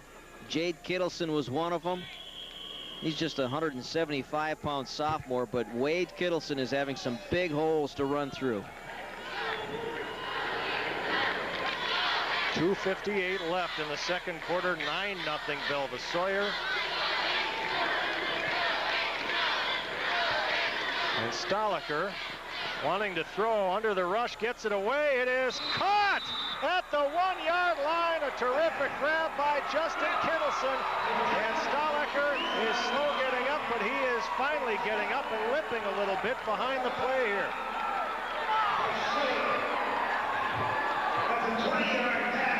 That was about the only wide receiver in the pass pattern. I think after a while, Stoliker just thought, what the heck? I'm going to throw it up there. I'm going to put it where only one guy can catch it, and that's exactly what happened. Look at the sliding catch. Great photography on the sideline by Stacy Anderson. Big time catch. And Terry Fink, I think, was the defender who put Stoliker on his back. First and goal from the 1. Kittleson, touchdown. Wade Kittleson with the second Aggie touchdown of the day and the first one on the ground. His 25th of the year. Following the big boys up front and his fullback, Brian Van Winkle. This drive, Kittleson, Kittleson, and Kittleson. And the Aggies will take a timeout to think about going for a 2-point conversion to try and get to 17 points. They missed the conversion the last time on the PAT. It's 15-0. Velva Sawyer will be back from the Fargo Dome after this.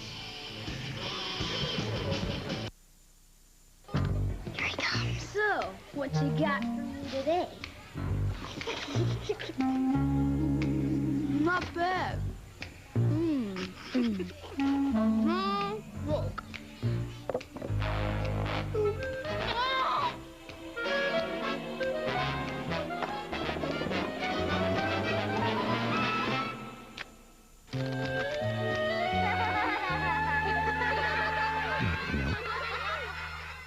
The right size, the right shape, good looking, and a bargain. You and your new building will be together for a long, long time. Make the right match with Gateway Building Systems of Fargo. Gateway staff of expert designers really listen to your needs. Working with flexible, affordable Butler systems, they create buildings that fill all your needs. Space to grow, safe storage for your harvest, and the good looks that show your business at its best. Quality, workmanship, service. Consult the design experts at Gateway Building Systems of Fargo. Better Butler buildings for your bucks. Well, after scoring a 1-yard touchdown run, Wade Kittleson is in formation to kick the extra point here. Josh Stoliker will hold. And this time it is good. And that makes the score Velva Sawyer 16 and Harvey nothing. Wade Kittleson with 143 yards so far.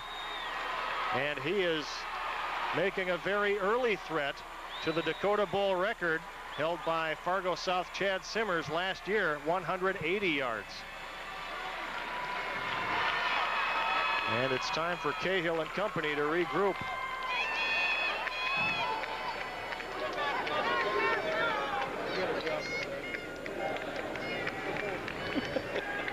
Regroup, grow up, get physical in a hurry.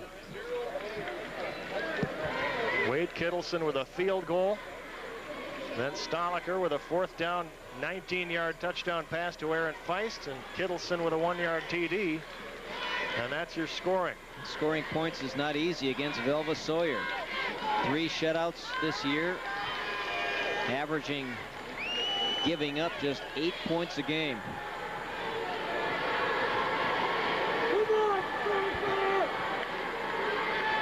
Kittleson ready to kick. Mike Matson and Brandon Sanders back deep for Harvey. It'll actually Shelby Franklin in there. This is Franklin with the ball up to the 25, down at the 27-yard line where Jade Kittleson and Justin Kittleson, his brother, combine on the tackle. So with 2:24 to go, Harvey will be looking for points here.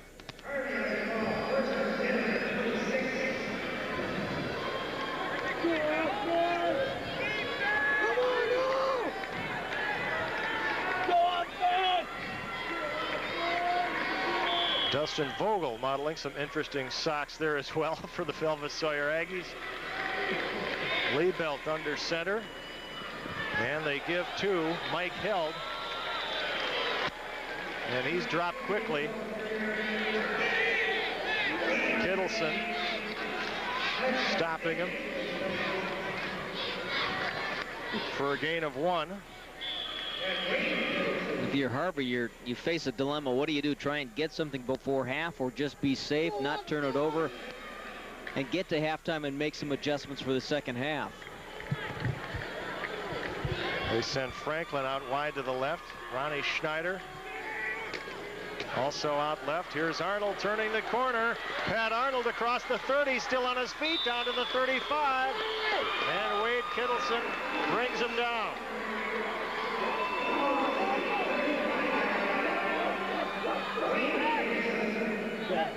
Option football, quickly getting it to Arnold because the Aggies come hard up the inside. And Arnold does a lot of work on the outside here, just avoiding tacklers, and gets very close to a first down, about a half-yard short, I believe. So Arnold's that speed back that you really want to get him the ball and let him find his hole and goal. He is, as Bill Cahill says, a lot stronger than he appears. So 3rd and short. Liebelt fakes the handoff, keeps it, and gets the first down at the 39-yard line. Actually, they'll spot it at the 38. And we've got 54 seconds to go in the first half. You see Cahill and Cahill. Father Bill and son Sean. There's too many Cahills around here. That time, Mike held.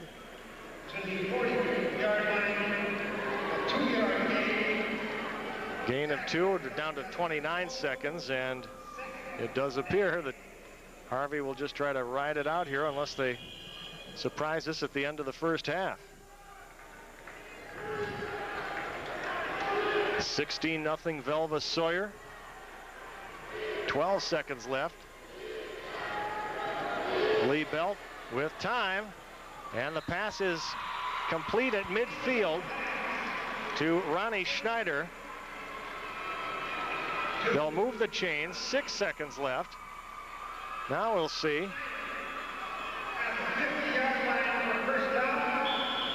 If they try to pull one out of the hat, and Harvey will take time out here.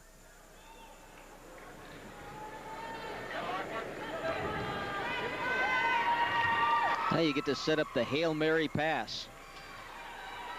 6 seconds and 50 yards to go. You probably have just one play left. In case you missed our first game, New England Regent won its 3rd consecutive 9-man title, 16-14 over Rolette Wolford. Right here in Class A, it is 16-0. Velva Sawyer ahead of Harvey. Tomorrow at noon, Minot Ryan and Watford City in the AA championship. Then at 2:30, AAA game, pitting Dickinson against Bismarck.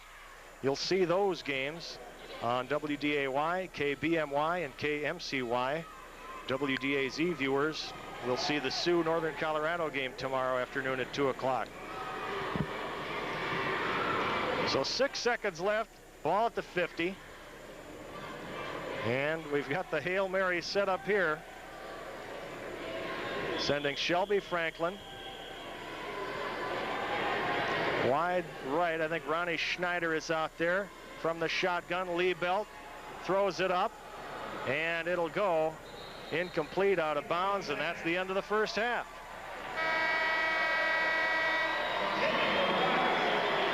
It's 16-0 in favor of Velva Sawyer.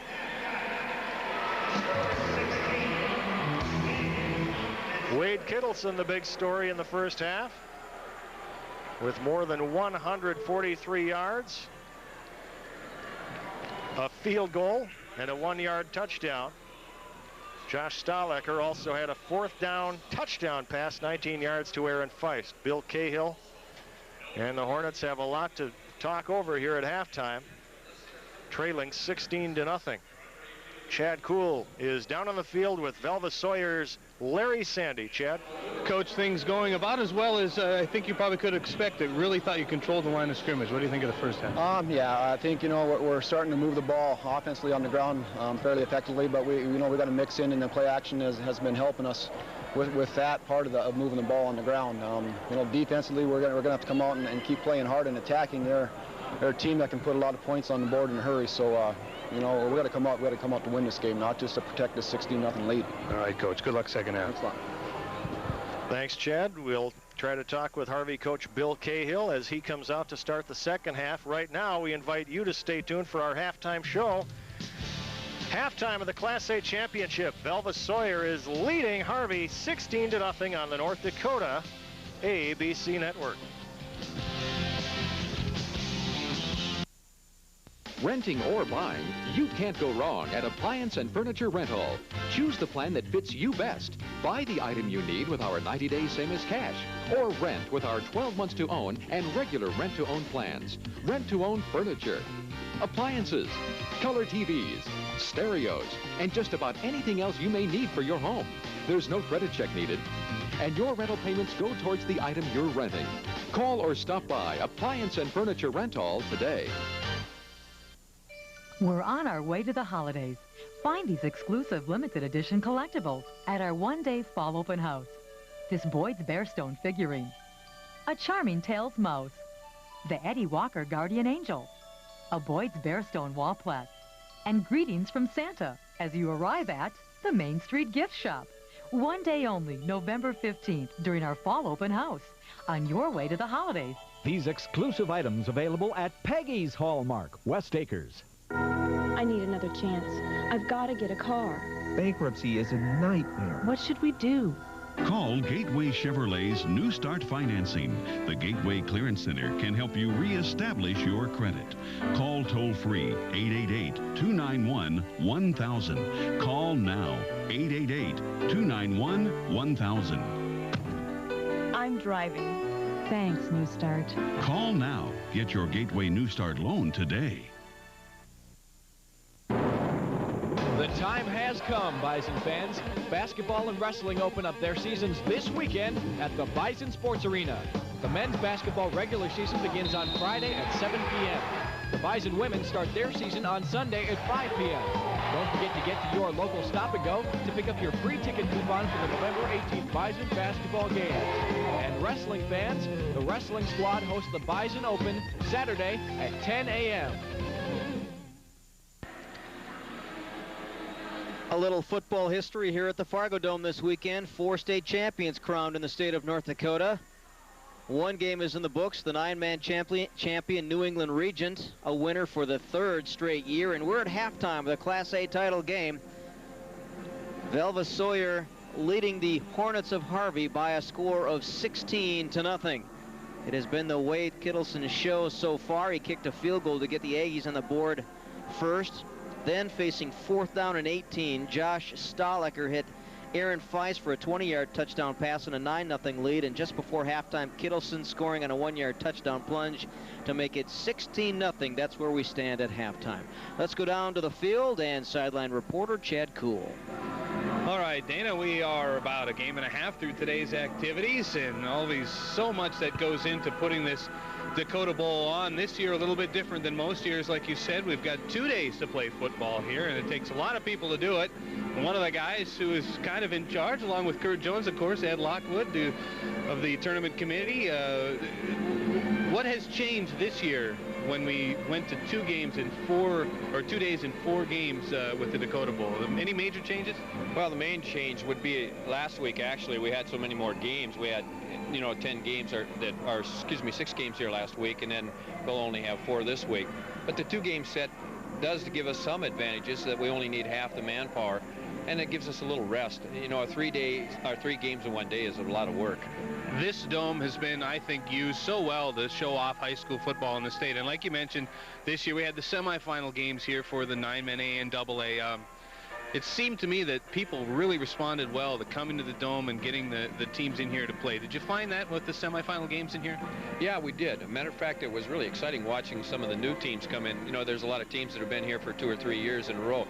But the new teams that came in, the kids were just excited. Ecstatic, actually. They went out and sat in the middle of the field and looked around, looked at the lights, and just went, wow, So it was fun to be a part of that kind of thing for the young people in the schools that don't have a chance to play indoors. Some of the AAA schools, they're here all the time, so it's kind of old hat. But this new division, I think, is a great thing for football. Ed, you mentioned a minute ago about so many people that you need to thank that are involved in this. There are a lot of people that make this happen. Isn't that true? Well, normally we run about 100 volunteers, and it's hard to even feature that, but we do have about 100 people here that are helping out in various ways. And I hate to even take credit for any of this, because everyone has, done their little share, and what happens is we have a pretty well-coordinated effort that comes off, and I think everybody thinks it's a good thing that we're doing here. We visited with Mike Lean earlier today, one of the team hosts who suffered his first loss as a team host in the Dakota Bowl. He mentioned how it was so nice for him to get to know so many of the kids and the people from out west, and especially this year with all the Western teams. Do you find that it's fun to see some of these teams come in here and get to know these people a little bit? Yeah, it is. And anytime a team host can get to know some kids that they normally wouldn't know, it's exciting for them. The other thing that it does for us is it gives us a chance to showcase some of our hospitality in this area. We think we got some really warm, wonderful people in the area, and they like to do that kind of thing. The Class B basketball tournament last year, I can talk to all the team hosts, and they thought it was the greatest thing they've ever done. They had people who actually invited them to come to their graduations from the teams that they hosted. So it's a great way to allow some of our people to do something really worthwhile and meaningful. And you people in Fargo here, the people involved in athletics are spread real thin this weekend because we got the girls down at the Civic Center. Did that create any logistic problems for those of you who are involved in trying to run tournaments? Yeah, this has been a really tough situation for us. We have 5 athletic directors that work on the steering committee in Oak Grove and Fargo Shanley, North, South, and West Fargo. And what we had to do is just take our whole group and divide them into half, and then we're kind of floating back and forth. I'll be down at the Civic this evening, but Gary Mayu is running that along with Trent Balke, and we just find our manpower way stretched more than we'd like to see it happen. But hey, it's a tribute to the city and the kind of things we have in our school systems when we can get this many people to help us. There's as many people down at the Civic working as there are here almost, so we're pretty excited about that. Yeah, it's something to be proud of, and things are going smoothly. I was there last night at the Civic, and another great show here, Ed. Congratulations on everything and everybody for putting on another nice show this year. Well, we enjoy doing it, and we're just thankful you folks will do this for us too. I mean, this is one way to showcase football. I coached for 18 years, and my dream was to see sometime when we could really see a real true championship showcased somehow in North Dakota. This is it, and it's growing every year with 4-class system. It's going to get bigger and bigger. I said every year since Dakota Bowl 1, when we get to 10,000 people here in one day, I'm going to quit and retire. Well, I'm hoping we can do that this year. Well, great, Ed. Thank you very much for joining us. Thank you. And get back to work, by the way. Lots to do. Teams coming in for tomorrow's games, so Ed had to run over here. He's getting people situated in locker rooms and so forth, and that's what these guys do. The Metro Area Tournament Committee putting on another great show here at Dakota Bowl 97. We are at halftime of our Class A game. Right now, the Velva Sawyer Aggies leading the Harvey Hornets 16-0. Back with a second half after this. Do you need cash? Thousands of families have turned to J.G. Wentworth for money for medical expenses, business opportunities, debt consolidation, and new homes. If you're receiving periodic payments from a structured settlement or personal injury award and need cash, call now. Once again, if you're receiving structured settlement payments over a long period of time but need cash, call now. Call 1-800-568-4855. Weather Talk with meteorologist John Wheeler. Continuous snow cover is defined of an average snow depth of at least 1 inch on the ground for at least 30 days. The average first date of continuous snow cover in the Red River Valley ranges from late November up north to early December in the south. This means that a little snow that falls in November, on the average, won't be there in the spring.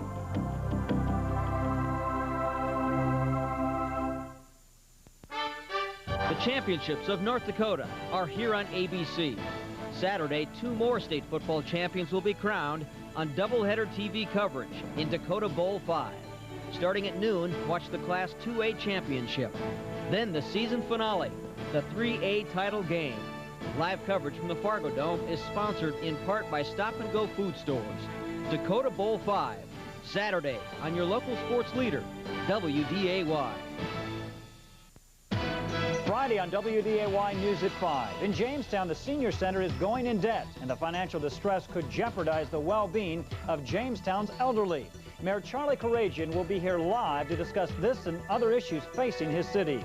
The musical Godspell opens this weekend at Concordia. Photographer Eric Spears' picture story spotlights Hollywood choreographer and Concordia alum Scott Grossman. That's coming up after the Dakota Bowl Friday on WDAY News at 5. Live from the Fargo Dome, it's Dakota Bowl 5. We're at halftime of the state Class A championship, and Velva Sawyer on top of Harvey 16-0. The Aggies open the scoring with a 26-yard field goal by Wade Kittleson with 8:28 to go in the first quarter. And then in the second quarter, they tacked on a couple of touchdowns. The first one coming on 4th down from the 19-yard line. Josh Stahlecker tossing his 15th scoring pass of the year. Here it is. Going one way and then the other, and then off the pump fake, hitting Aaron Feist, number 28, who just plowed past that lone defender.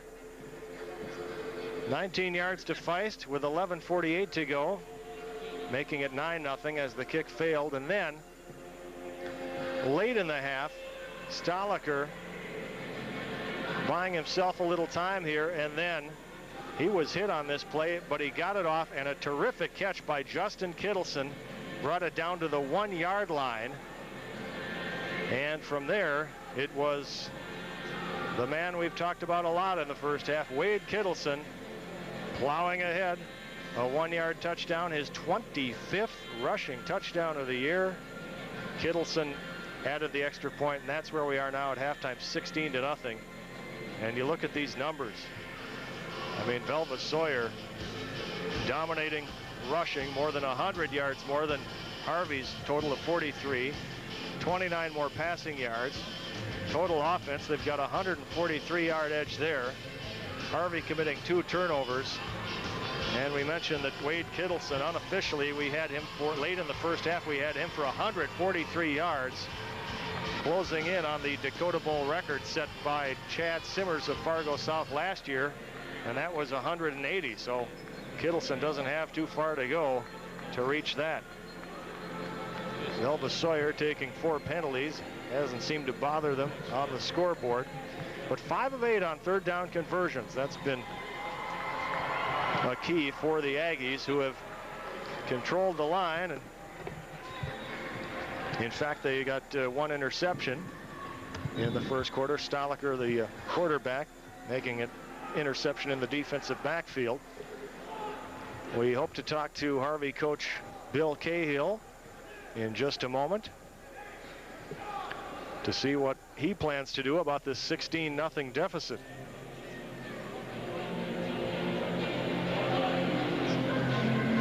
Coming up tomorrow, Class AA championship at noon, mine at Ryan and Watford City, followed by Class AAA, Dickinson and Bismarck at 2:30. Chad Kuhl now has the Harvey coach. Chad? With Bill Cahill, I know what you wanted, Coach. What kind of adjustments did you talk about at halftime? Well, it's just hanging onto the ball and being able to play their off-tackle play. We didn't do a very good job of, when they pulled their guard, we just let the guard kick out our end and he ran up inside us. We got to do a better job of that, and we've got to hang on the ball ourselves. Okay, Coach. Good luck second half. Let's just say some Friday football has some people disheveled. When I ran down to the mezzanine area, I come walking back, and a guy wearing a NDSU hat yelled at me and said, "Hey, Dana, how are the Sioux doing?" I said, "What are you talking about?" "You know, out in Colorado." I yelled back, I said, "It's Friday." He goes, "Oh, yeah, yeah, sorry. Boy, he must have missed something when we switched to daylight savings time. He lost a day, I think. It does feel a little bit like Saturday sometimes. There's Wade Kittleson, who's put on quite a show here. Here's some consolation scores from the North Dakota Class A girls basketball tournament over at the Fargo Civic Auditorium. Red River bouncing back from yesterday's quarterfinal loss to Mandan, 65-54 over Bismarck. So Red River will play for 5th place tomorrow. Right now, we're playing for 1st place in North Dakota Class A football. Harvey Hornets gathered around Coach Bill Cahill.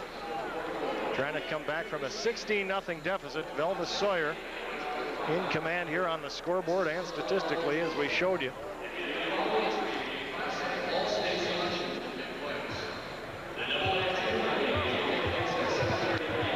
Tomorrow's championship games in Class AA and AAA will be seen on WDAY, KBMY, Bismarck-Mandan, and KMCY in Minot.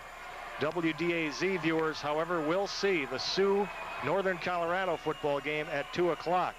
And those of you watching high school coverage, will keep you up to date with scores and highlights of the Sioux all afternoon right here.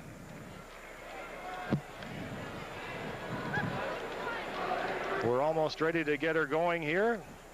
9-man championship, in case you missed it earlier. New England Regent wins its 3rd title in a row, 16-14, defeating Rolette Wolford. And holding off Rolette Wolford, stopping a 2-point conversion with 1:12 to go that would have tied it. We expect 2 more football teams to be coming into the Fargo Dome shortly. I know Bob Feeney of Bismarck High wanted his football team to watch the second half of this game. And Dean Goodall from Dickinson more than likely to bring his football team into the Fargo Dome to watch, because both teams are working out following the Class A championship game. There's the kick by Wade Kittleson. And it's taken by Harvey. And that is number 41, Mike Matson, returning it past the 30-yard line. They'll mark it actually at the 35. And that was Wade Kittleson with the stick on the play.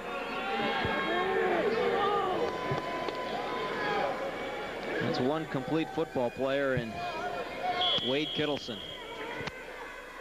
He kicks, he runs, he catches passes, he does it all. He tackles. Harvey starting from its own 35. Liebelt, the quarterback, avoids one defender, spins away from another, but finally taken down by 3 Aggies, including Dustin Vogel and Cody Kittleson, number 20.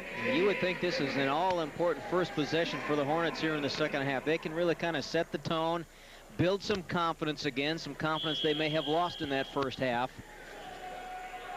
But saying it and doing it, 2 different things. Harvey with a 2nd and 7 now. Split receivers. Josh Liebelt under the gun. Oh, Arnold under the gun as well. That was Brian Van Winkle, causing problems for both quarterback and running back. Van Winkle, a defensive tackle, even though he's just 170 pounds. And I think you see how number 22 gets it done. Speed. He shot through a gap, got the quarterback, then also helped chase down Arnold on the play. That's not the way Harvey wants to go. They want to be heading south. They're being pushed back north. Justin Kittleson, 81, also making that tackle. So it is 3rd and 15 with 10:35 to go, 3rd quarter. A 3-receiver set here for the Hornets, all set to the left. From the shotgun, Jeremy Liebelt with some time. Now thought he had some open field, and that closes up in a hurry. Wade Kittleson and Lance Selzler hustling in to knock him down. So it'll be time for Harvey to punt here from the 34. With 10 minutes left in the 3rd quarter, and the Aggies of Velva Sawyer ahead 16-0. Some interesting headgear there.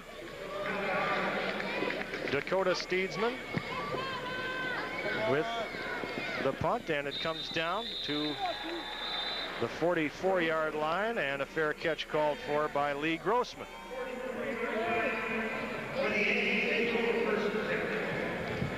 See what type of adjustments Harvey made at halftime. You heard Bill Cahill talking to our Chad Kuhl about a simple off-tackle play that the Hornets did not have an answer for in the first half. Pull a guard, kick out the end, and away Wade Kittleson went.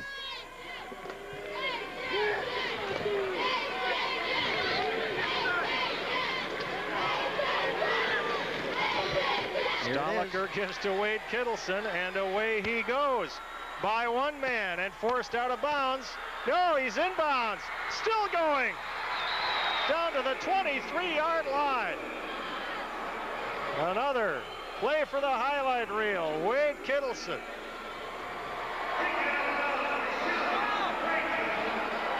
Cahill looks for answers, but there are none. The man with the socks just runs over people. Let's go down to Chad Kuhl. Dana, the Harvey Hornets have noticed that the Velva Sawyer Aggies switch their linemen from side to side, their tackles, and on that they kind of know where the play is going. In fact, that time Bill Cahill pointed to the left side after he saw him come to the line, but still it didn't make any difference. Brian Van Winkle on that carry.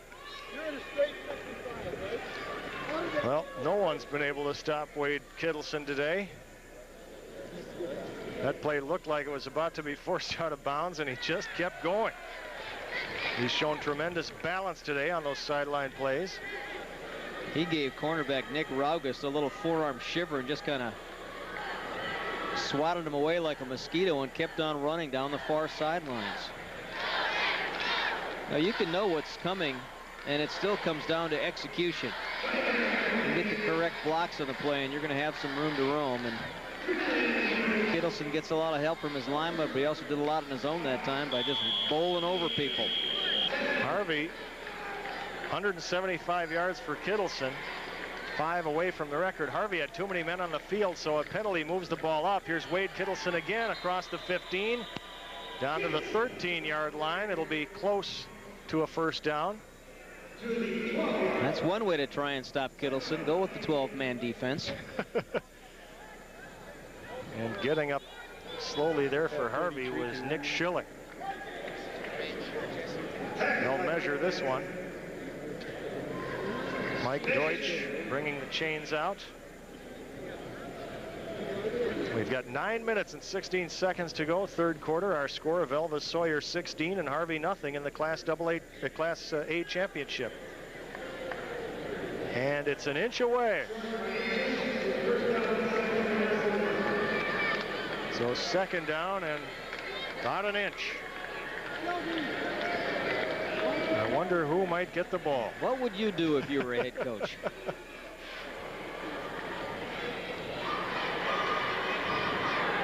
We'll keep our eyes on number 33. Normally wears 34 in case you missed it in the first half. Wade Kittleson having his jersey torn and has been wearing number 33 and hasn't missed a step.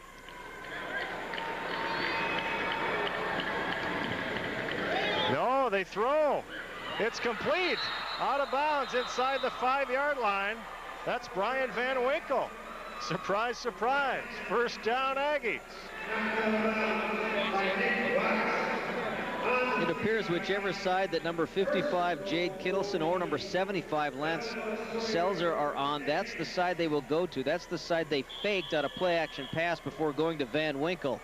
That's what Chad Kuhl was talking about earlier. I noticed that in the first half that Kittleson on one play was on the left side, then he switched on the right side on the next play. Kittleson, not quite there. Gets up to the 1-yard line. Mike Matson, number 41, among those Hornets in on the stop. And with that, Wade Kittleson is 1 yard over the Dakota Bowl record. Chad Simmers of South ran for 180 yards last year against Grand Forks Central. Wade Kittleson now has it with 181. All right. Selzer and Kittleson are on the far side of the line. And they go that way. And Kittleson scores again.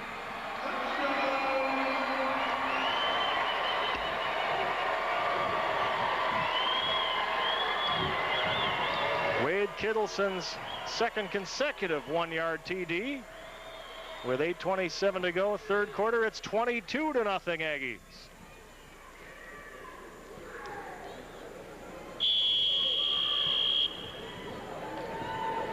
We've seen this play before. If it works, why not keep doing it? That's what the Velva Sawyer Aggies are doing. You barely have to get a piece of your blocker, and Kittleson is strong enough just to carry defenders in. Kittleson's 26th TD of the year. They'll try for 2. Stoliker scrambling away, tries to cut it in, and he won't get there. Terry Fink, number 5, and in on the stop for Harvey. So with 8:27 to go, third quarter, it's Velva Sawyer 22 and Harvey nothing.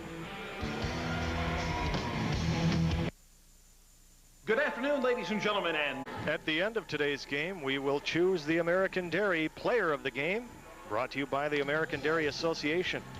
On behalf of your local dairy farmers who ask, got milk? And we've got about a quarter and a half to play, but I can speak for Chad and Pat. We are leaning one way already for yes. the player of the game. If the game ended now, I think we all know who it would be. Short kick comes down on a hop to Terry Fink. Trying to shake off one tackler and is snowed under on the next wave. Number 52 there, Jeff Fitzpatrick. Number 55 is Jade Kittleson. And look at Wade Kittleson's numbers, closing in on 200 yards. And we aren't even at the end of the third quarter yet. Single-handedly outdoing Harvey.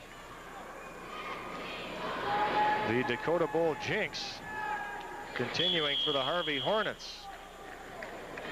Their 4th trip to the finals in the Fargo Dome. Came up empty the first 3 times. Now they're in a 22-0 hole. Jeremy Liebelt with 3 receivers to the left. And a quick toss. Ronnie Schneider, throw is behind him, and Kittleson was defending. That'll kill the clock with 8:18 to go. You're trailing 22-0. You might as well open up and just throw the kitchen sink at that Aggie defense. Let her rip a little bit. Sean Cahill sends the play in with Jeremy Liebelt. Both teams have all 3 of their timeouts remaining here in the second half. Now 2 receivers wide right for the Hornets and 1 to the left. Liebelt airing it out again, and that's way overthrown. Looking for Franklin. Stoliker defending along with number 82, Lee Grossman. So it'll be 3rd and 10. And this game may take a while as Harvey tries to pass to get back in it here.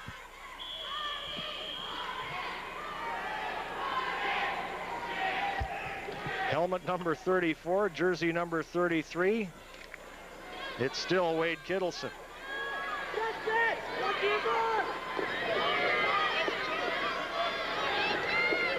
A 4 receivers spread here for Harvey out of the shotgun. Liebelt incomplete. Had Nick Ragas there. But it'll be 4th down, and Harvey will send in punter Dakota Steedsman. And another Kittleson on the play, this time Cody Kittleson, a freshman running back / defensive back, and he had excellent coverage on Raugus that time.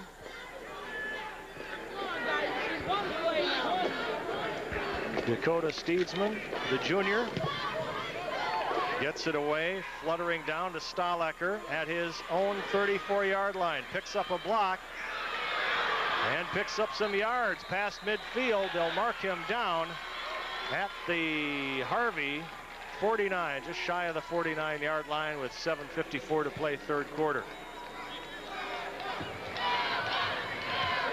Wade Kittleson opened the scoring with a 26-yard field goal in the first quarter.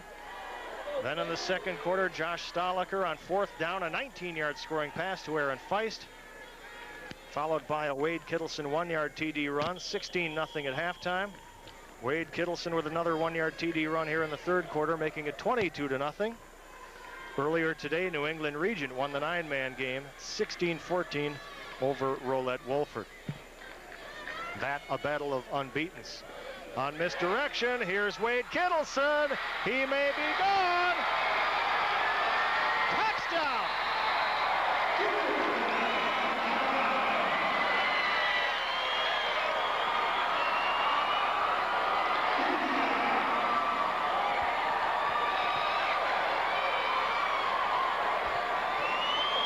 Wade Kittleson continues his record-breaking day with touchdown number 3. This time they line up Kittleson a little slot, and it's a counter back against the grain, and Kittleson shows us some wheels. He can scoot outrunning that secondary for Harvey for a 50-yard touchdown run. Those little stickers on his helmet are for good plays and good games. I bet you he's got about 3 other helmets that are just full with those stickers. And they'll try to run it in. And it's not going to go as Grossman. Kittleson is stopped. Wade Kittleson just tied another Fargo Dakota Bowl record. We'll tell you about that when we come back. It's 28-0 Aggies. 7:44 to go in the Fargo Dome. Third quarter, and it is a rout. Velva Sawyer 28, Harvey nothing. Wade Kittleson with his 3rd touchdown run of the day ties the Dakota Bowl record set by Chris Lighty of Killdeer in 1995. And both now have 3 TDs. I'm just guessing that he may also have the best rushing average with 12 or more attempts. That was set in 94 by Nathan Kupfer of Cullum Edgeley. Brandon Sanders on the return for Harvey. A nice return for the sophomore. Out to the 32.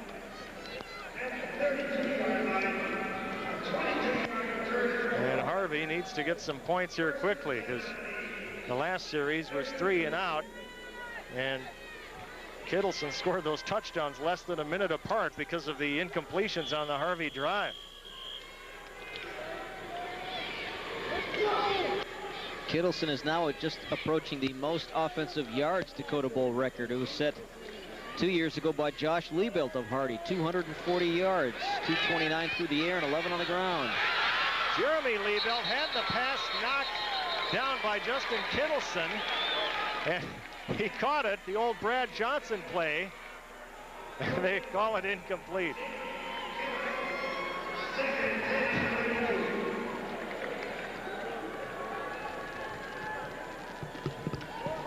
Here's one more angle of that last touchdown. There you see Kittleson from that slot position, and this just fooled the Harvey Hornet defense. And look at Kittleson scoot. For a 205-pound running back, this guy can fly. And Lee Grossman, yeah, what a block. Knock. Lee Grossman on Nick Ragas there, opening that path. Liebelt pitches back. Here's Pat Arnold, strung along across the 30, but Lee Grossman there along with Jade Kittleson. No gain on the play. Clock continues to wind down here in quarter number 3, 7:11 the time.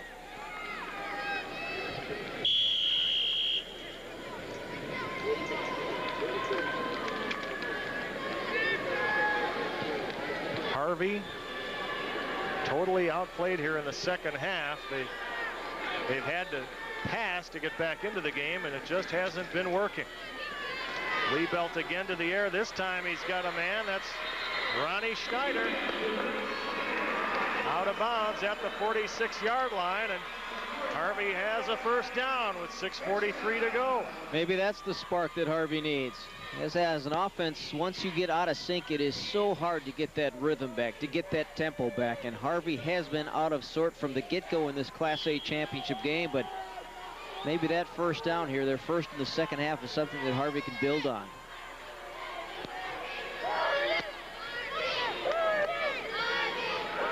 Liebelt gives to Mike Held, the fullback, and scrambles ahead for a few up to the 48-yard line.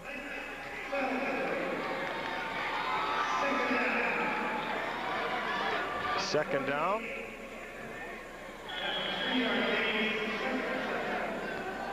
Leaving the game for Harvey, Mike Held. And Nick Ragas lines up wide to the left here. Jeremy Liebelt gets some protection, almost ran into his own man, throwing across to Franklin, and it is overthrown. Stahlecker made a leap at it, along with number 82, Lee Grossman. Dangerous pass thrown that time by Jeremy Lee. But what do you have to lose really when you're down 28-0? Why not throw it up, try and make something happen? And that's exactly what Lee Belt is doing. Lee Belt playing in his 3rd state championship game. A starter at quarterback for 2 years. He was a second-team All-State defensive back last year. 3rd and 7 now. Harvey with a 4-receiver spread. Lee Belt gets a block, but the man who was blocked, Neil Anderson, comes back to stop the play. Junior defensive end, 170-pounder. The line just does not hold up in blocking here. Look how many white shirts get in there. Leading the charge is number 76, Dustin Vogel, 225 pounds. And that must be a Harvey fan. A long day for the Hornets. Trailing 28-0 here against Velva Sawyer. Harvey's 4th trip to the Dakota Bowl in 5 years. 4th and 9, they will go for it. Lee Belt.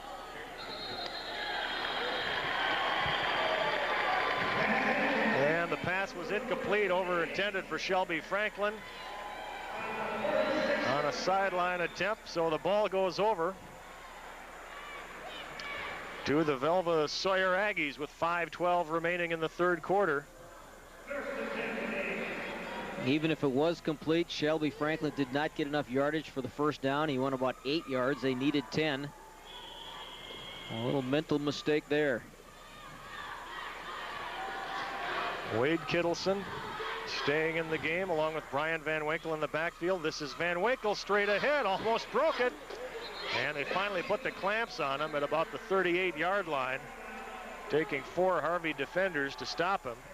Raugust and Schneider in there, along with number 41, Mike Matson.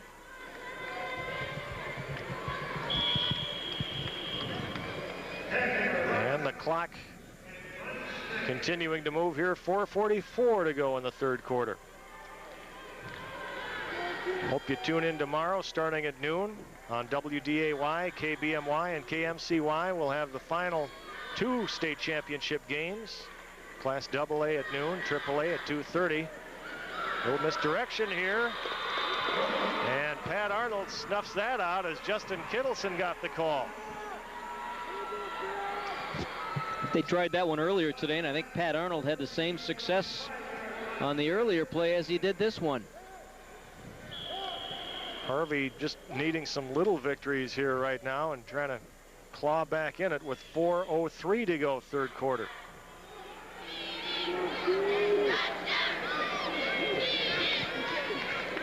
Harvey 12-0, Velva Sawyer 11-1.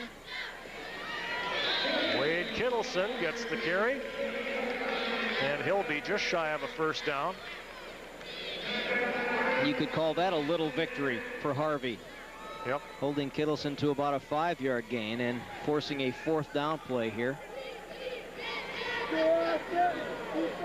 Kittleson with 3 touchdowns today and broke the Dakota Bowl record. Has, I believe, more than 200 yards overall today. 4th and 2. They'll go for it from the 38. As Terry Fink, number 5, ready on the Harvey defense. Kittleson again, and again it's a first down. And again they run behind Lance Selzer and Jade Kittleson.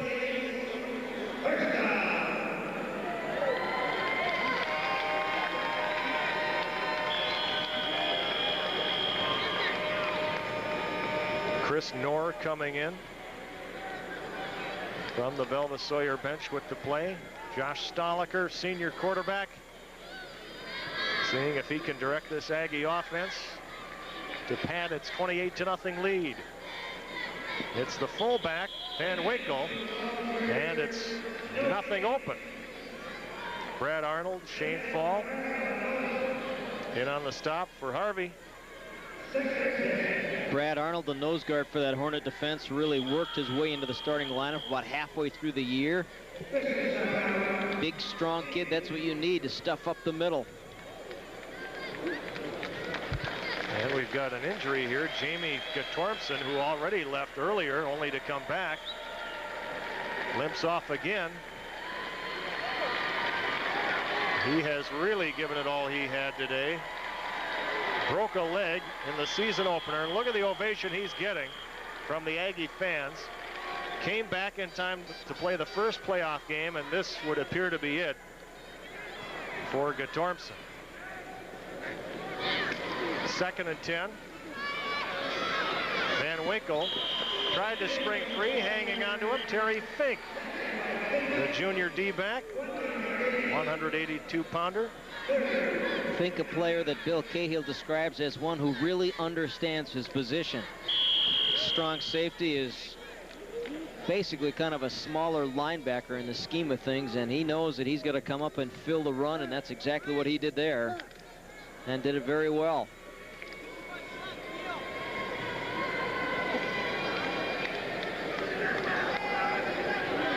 Larry Sandy watching from the sidelines on this 3rd down play. On play action, Stoliker across the middle, complete, and oh no, it was incomplete. It was in the hands of Lee Grossman, and he could not hang on. He goes back and looks at that one on tape. He'll probably kick himself and not shooting for the corner. And Aaron Feist, I think Feist had his man beat in the corner near the end zone, but decided to go across the middle to Grossman, but it was just deflected by a Harvey defender. So the clock stops with 1:34 left, 3rd quarter. 4th and 10 now from the Harvey 34-yard line. They send Lee Grossman to the right. Justin Kittleson in the slot to the right. On play action again, Stoliker under the rush. Oh, it's off the hands of Justin Kittleson. Tried the center screen, it didn't connect, and the ball goes over to the Harvey Hornets.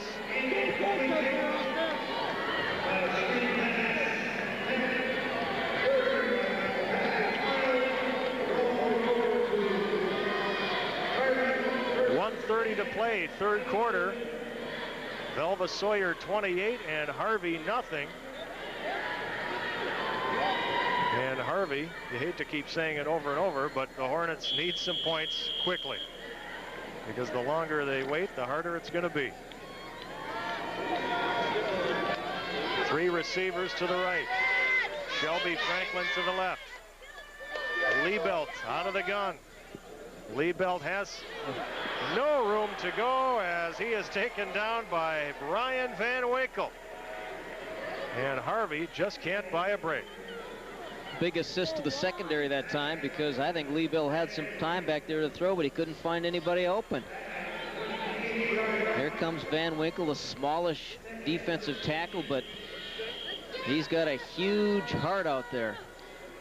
Just will not be denied. He got there in a hurry after being held up initially. 55 seconds and counting left in quarter number 3. This looks like a defensive back with that picture there, but look at him line up. 4-point stance, defensive tackle. 3 receivers to the right for the Hornets. Liebelt off the hand of Ronnie Schneider. So that'll kill the clock with 42 seconds left in the 3rd.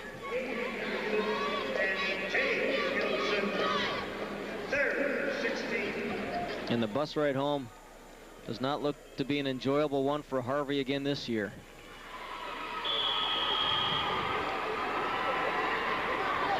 Hornets coming in with a 12-0 record. Bill Cahill, son Sean there. For whatever reason, the Hornets just have not enjoyed any success in this building on championship day. Liebelt was taken down by Lance Selzler as the pass went incomplete. 4th down coming up. You know, you roll out to try and buy your quarterback sometime, but look at Selzer from his outside end position, just bowls over blockers and gets to Liebelt. Velva Sawyer dominating this game. on both sides of the ball today. And on special teams, they got a field goal. Steedsman's punt will flutter down at about the 40-yard line to Lee Grossman. Waiting for some blockers. Now he gets by up to the 49-yard line. Good little improv job there by Lee Grossman, the senior split end, 175-pounder, and with 25 seconds left, the Aggies will start on offense at their own 49. Larry Sandy sending Chris Knorr in again with the play, and there's some folks leaving.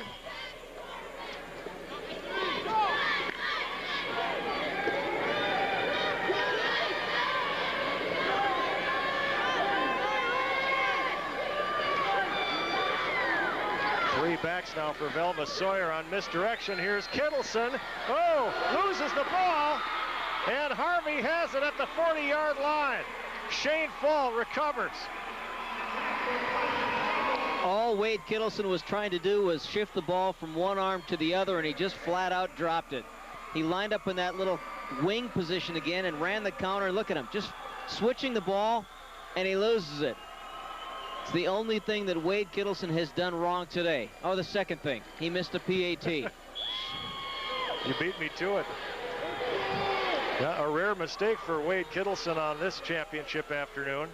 Harvey with a 4-receiver formation. Liebelt putting it up. It's caught by Nick Rogest at the 43-yard line of Velva Sawyer.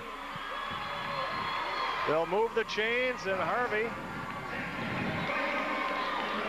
will try to cash in on that fumble recovery. That was not an easy catch by Nick Rogest. Had to go up in the air. It was kind of a wobbler. Didn't know which end to catch, but plus he knows he's probably going to get hit. Look at that. Stretches out, catches the ball. He is the big playmaker, the speedy man, and now is the time for Nick Rogest to step up for the Hornets.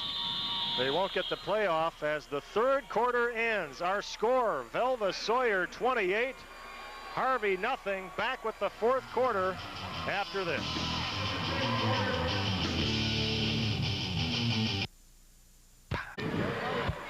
With Chad Kuhl and Dana Mock, Pat Sweeney at the Fargo Dome, the final quarter of our final game of this day, the Class A championship, which sees Velva Sawyer on top of Harvey 28-0.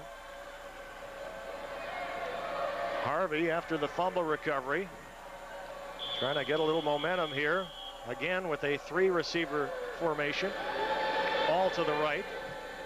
And from the shotgun, Jeremy Liebelt has a man cutting across the middle. That was Nick Rogest, and oh, is he flattened by Aaron Feist. Just a shade behind Rogest. Good protection that time. You can see behind, Rogest has to turn around a little bit. He's a little disappointed in his quarterback, and he takes a shot from Aaron Feist, but pops right up. Tough kid.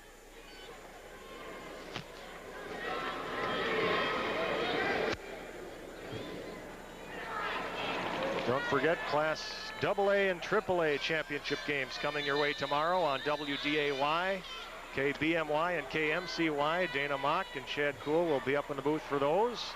DAZ viewers, you will watch Sioux football at 2 o'clock from Northern Colorado. Little equipment timeout here is Jade Kittleson.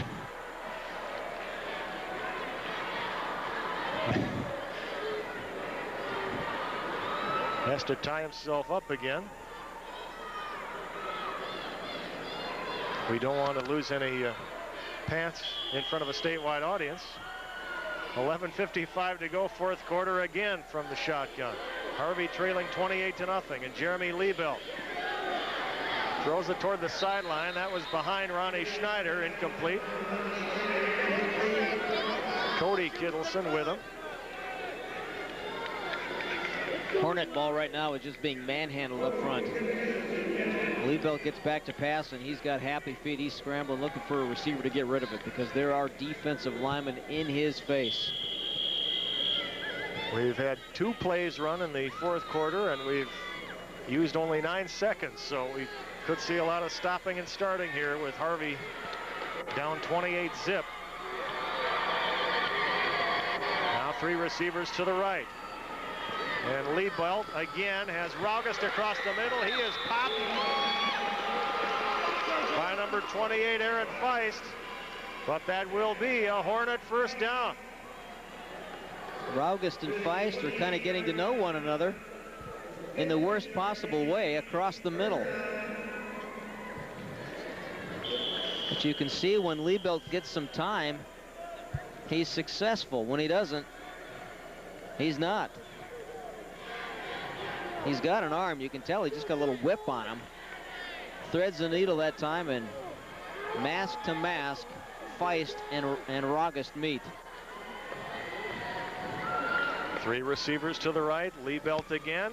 Will they try it again? Yes, it's intercepted. Intercepted by Lee Grossman. They went to the well once too often on that pass to Raugust, and the Aggies make them pay.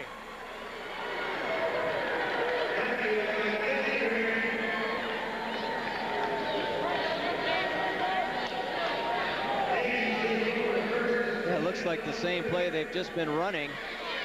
Again, he gets time, but there's a floater. Sails on him. Raugust can't bring it down, and from his center field position, Grossman hauls it in. And you know that the goal of the Harvey Hornets is just to get that goose egg off the board.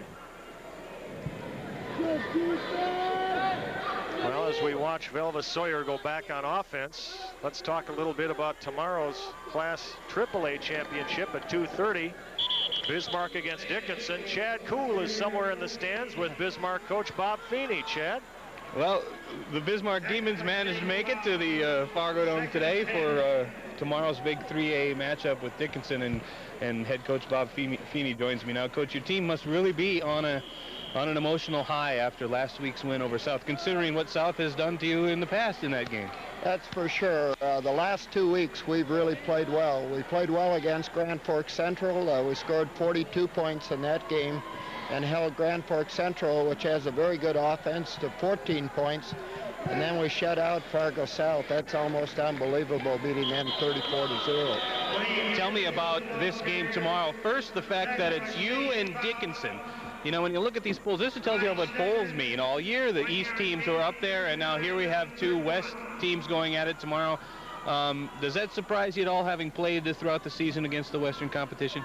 Well, I think everybody felt that the East was stronger this year, and I guess we proved them wrong. Dickinson is a very good football team. In fact, I think Dickinson's the best football team that we played this year. Tell me a little bit more about them. What do they do well, and what does it boil down to for you guys? Well, I think first of all, it boils down to stopping their quarterback. I think Denius is an excellent runner and also a very good passer. And then they have the speedster, Jason Moore, that he can break it from any place on the field, and we have to know where he's at all the time because he plays split end, slot back, and halfback, and they run an awful lot of formations. They've got like 14 different formations. The defensive coordinator's nightmare.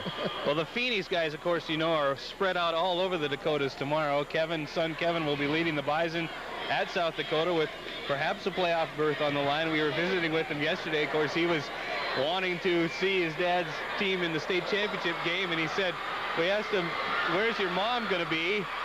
He said, my mom told me that she wasn't even invited to the Fargo Dome because you've had some success in the last few weeks with her following Kevin around. So, well, I'm a little superstitious, but I don't know if I'd go to that point.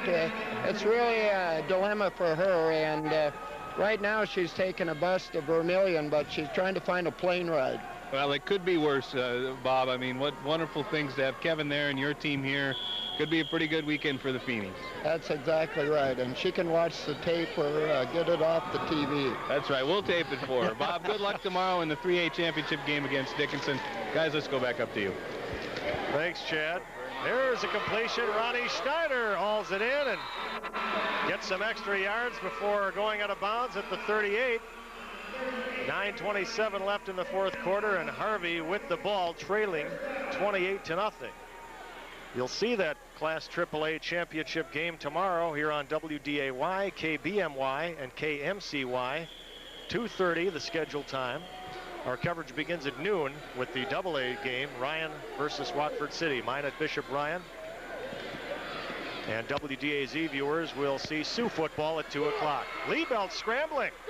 Oh, he got some extra yards there. Up to the 30-yard line. The time is against the Hornets here, trailing 28-0. We've got 9 minutes left in the fourth quarter. The Feeneys are quite a football family in Mankato. Last weekend, older brother Mark Feeney, mom Jan Feeney, and Kevin Feeney all wanted to know how Bismarck High was doing against Fargo South. And only a football mom would know the Community Bowl press box phone number by heart. And she gave it to us. We got the score to her, and it made the Feeneys awfully happy. Kevin, as a matter of fact, was becoming somewhat of a nuisance during the football game. He kept asking me for updates. And when I finally told him the final, he relaxed and concentrated on Mankato.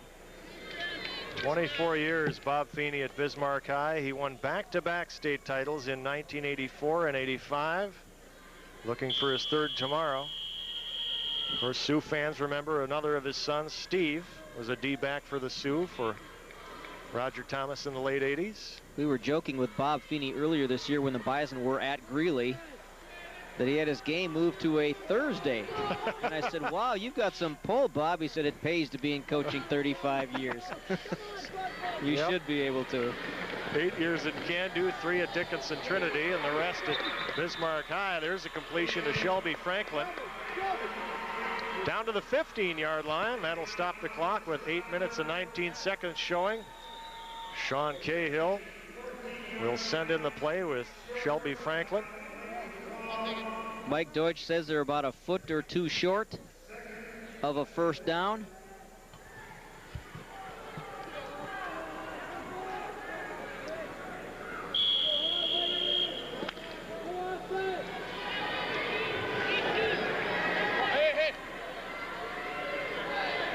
So Pat Arnold and Mike Held flank Jeremy Liebelt as we watch it from the end zone. Shelby Franklin in motion there. Liebelt to August, and that is complete at the 8-yard line. Make it the 7. Well, that's confidence in your arm and confidence in your wide receiver. August was covered on the play, but Liebelt threw it out there anyway, and look at a great catch by number 10, Nick August. Nice diving catch for Nick. Averaging 19 yards a catch coming in. 13 touchdowns on the receiving end this year. First and goal now. Harvey at the 7-yard line looking for its first points of the game. Liebelt keeps on the quarterback draw. Touchdown!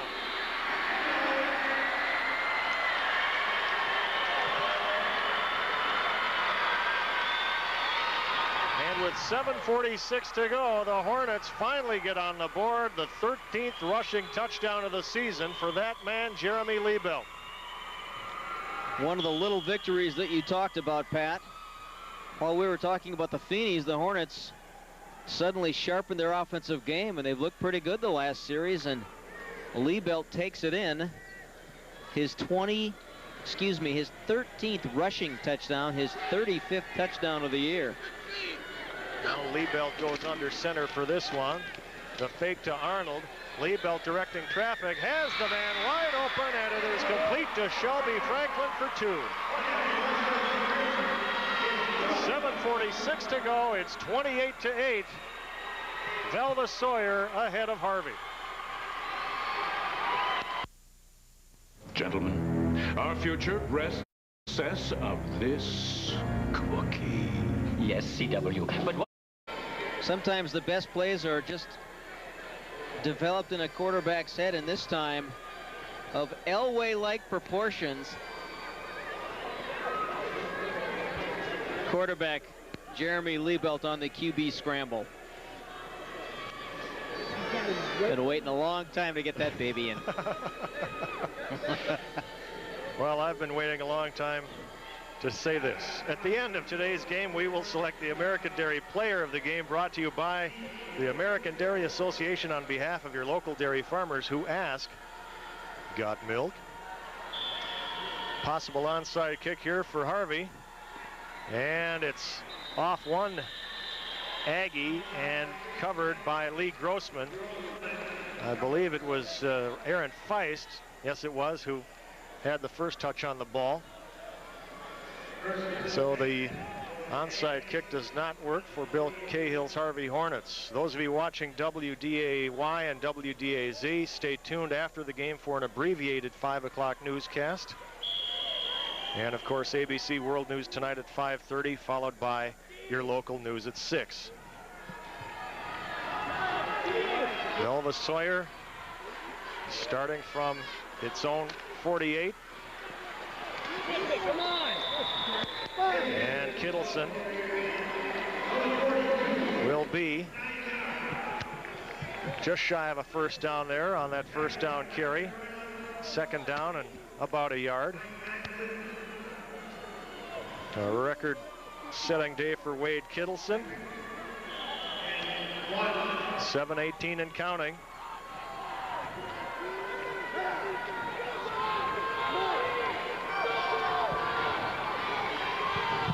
A lot of teams rotate in running backs or wide receivers with the plays, and you can see Velva Sawyer all game long will have a lineman bring the play in. Kittleson again, stuck hard by Ronnie Schneider and number 34 Mike Held, but he got the first down. We'll mark it at the 40-yard line. Kittleson tying a Dakota Bowl record with 3 rushing touchdowns today. He also has a field goal.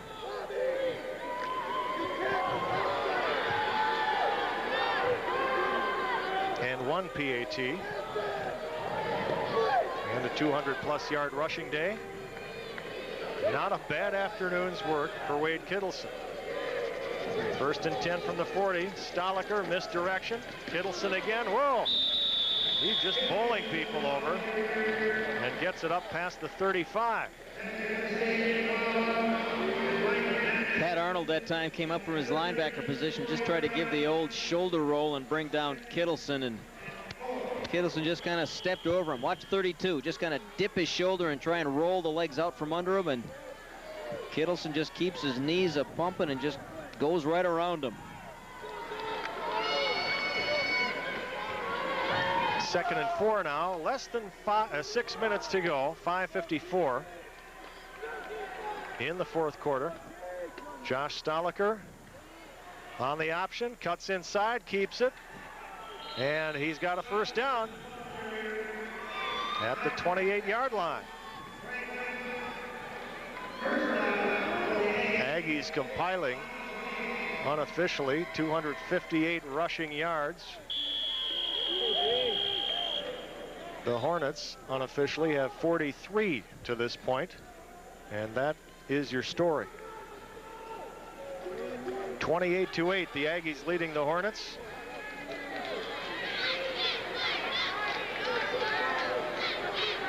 Dakota Bowl 5, game number 2 coming to an end here.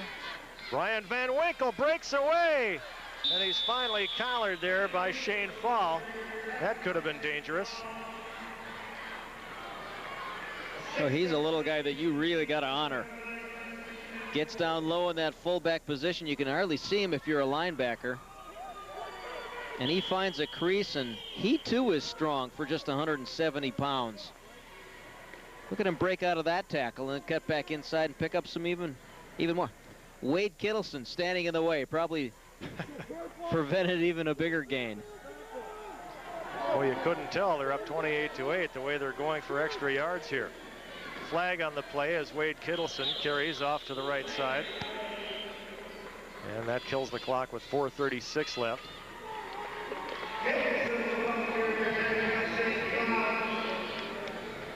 Penalty will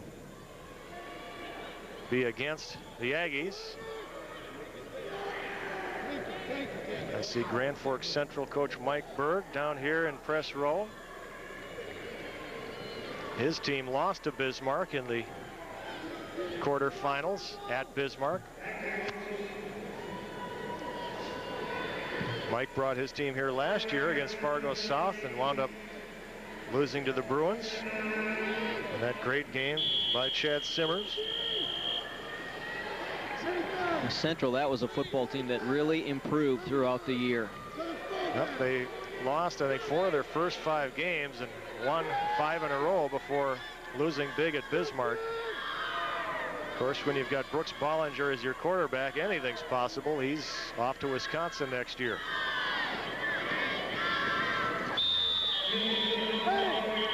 Kittleson on that carry. It'll be 3rd down. 4:04 to go. And a timeout called by Harvey. It's 28-8 in favor of Velva Sawyer. We'll be back.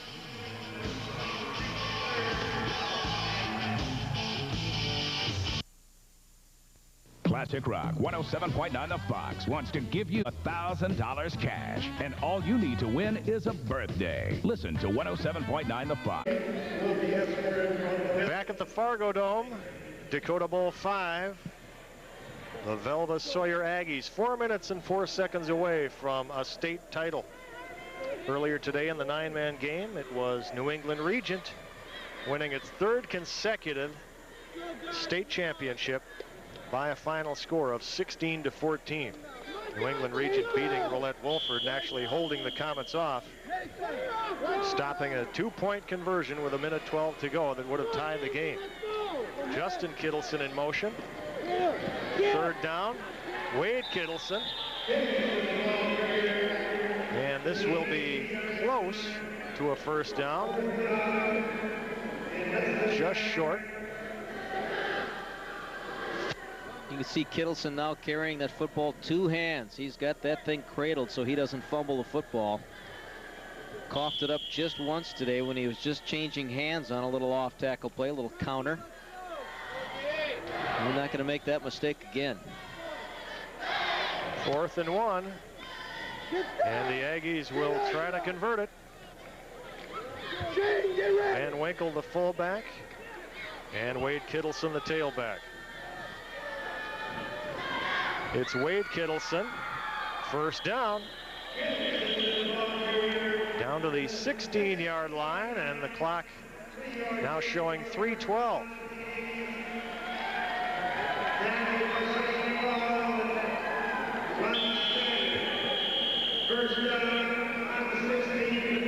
Sioux hockey team opening its home season tonight and tomorrow against Minnesota Duluth. They'll unfurl that national championship banner tonight.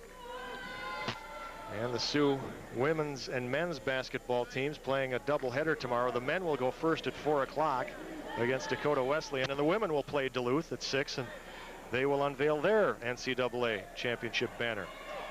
Bison, men and women, in action tonight, opening their seasons, and we've got a penalty here against Velva Aggies. Too much time. Velva Sawyer. What Stoliker had been doing was going up to the line of scrimmage, standing there and looking at an assistant coach on the far sidelines, and he'd be looking at his Timex and trying to decide when about the play clock would be up, and then he'd signal when to get under center and get the snap off, trying to use as much of the clock as possible, but that time he guessed wrong. So that'll make it 1st and 15 from the 21-yard line. 2:43 left. They give to Brian Van Winkle, and the junior makes his way up to the 16-yard line, and it'll be 2nd down and about 10-11 yards. Timeout for Harvey here.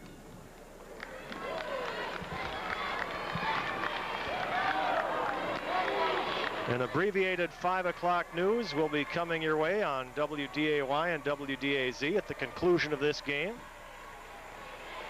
KBMY and KMC viewers will see their regularly scheduled program. World News tonight at 5:30. And local news at 6 o'clock on channels 6 and 8 on the east coast of North Dakota. The West dominating the Dakota Bowl this year. A lot of Western flavor. We've seen New England Regent win 1 title today. Velva Sawyer on the verge of winning this Class 8 championship. Tomorrow at noon, we'll be back on the air with you with the AA game, Watford City versus Minot Ryan. And then AAA at 2:30, Bismarck versus Dickinson. And that picture tells the entire Harvey story. Bill Cahill experiencing another long day on championship day in the Fargo Dome. 2nd and 10 here for Velva Sawyer. Stoliker gives to Wade Kittleson. Runs into the pile and gets it up to the 15-yard line. And it'll be 9 yards away from a first down. Timeout called again by Harvey, and that'll be the last one for the Hornets today.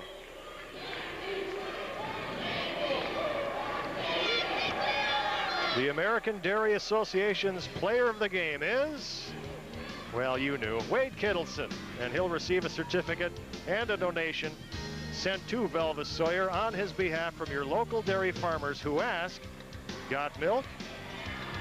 Kittleson did it all today. Kicked a field goal to open the scoring in the first quarter. A 1-yard touchdown in the second quarter, a 1-yard touchdown in the third quarter, a 50-yard touchdown run also in the third quarter. Fine defensive game. A well-deserved honor. The American Dairy Association player of the game. Congratulations, Wade Kittleson. 200+ yards rushing, a Dakota Bowl tying record, 3 rushing touchdowns. 3rd and 9 here for the Aggies.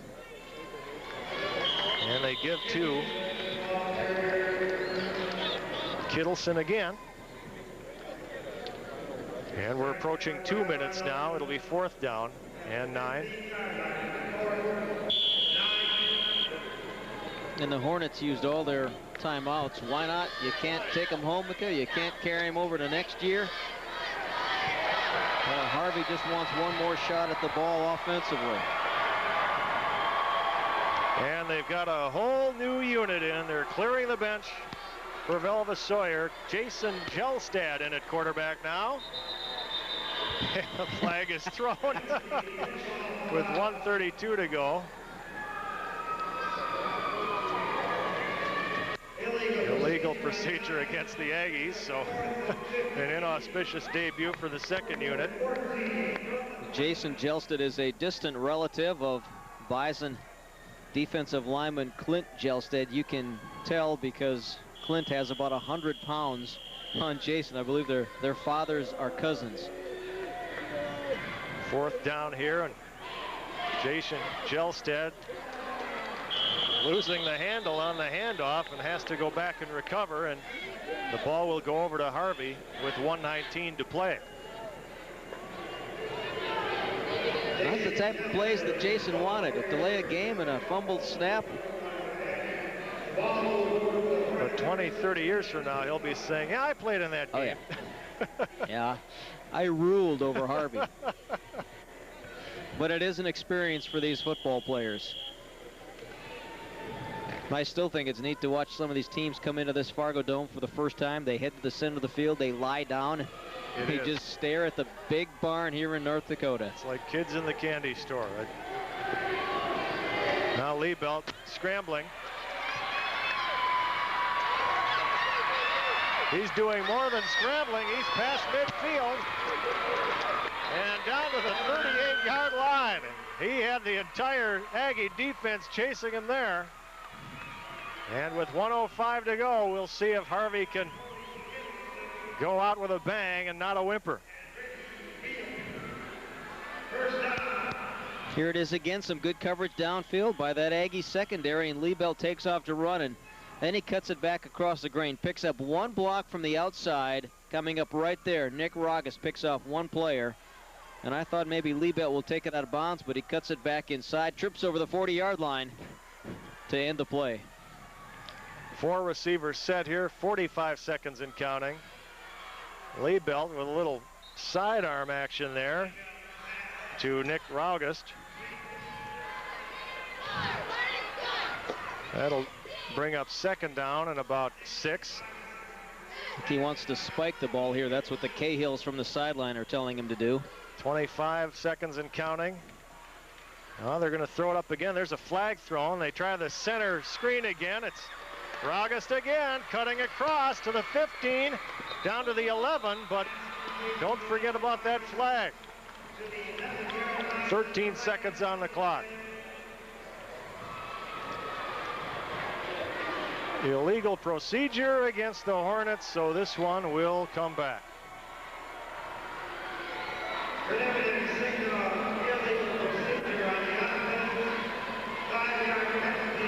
I think Bill wants to know who the foul was on. Getting some hand signals for a number. He'll go over and talk to Bucky Burgow.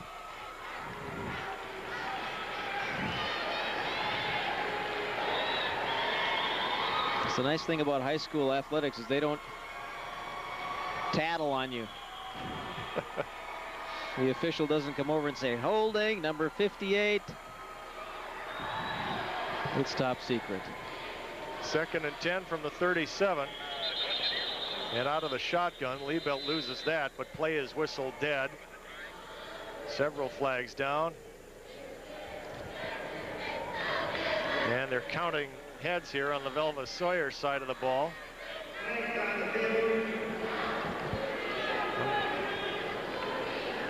They've got... Well, there were 12 men out there for Velva Sawyer just a moment ago.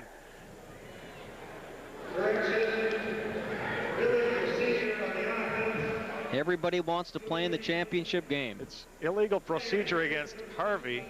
Illegal substitution on defense. Now the officials, three of the 4 officials wound up throwing flags on that play. 12 seconds left. Velva Sawyer will win the Class A championship.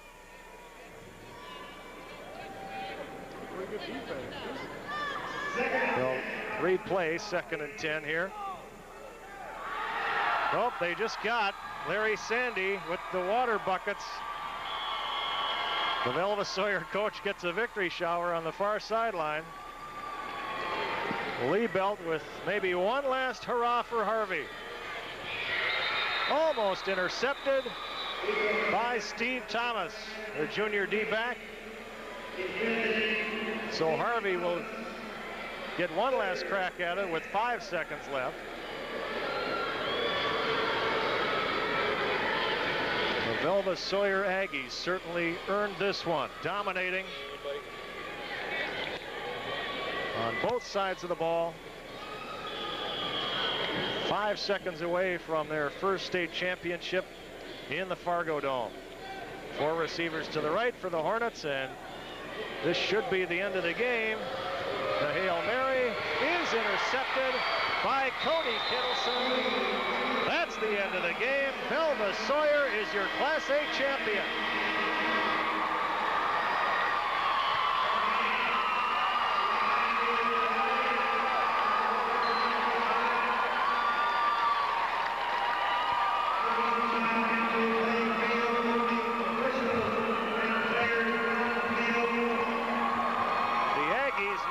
The previously unbeaten Harvey Hornets, the final 28-8.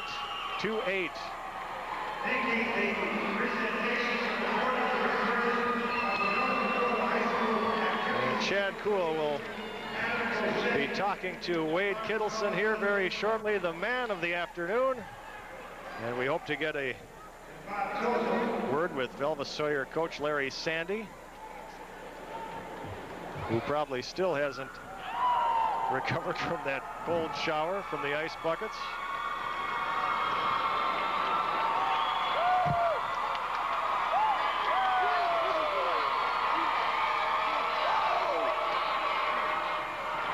The Harvey Hornets taking a moment to gather at midfield here after losing their 4th championship game in the Dakota Bowl. Let's go down to Chad Kuhl.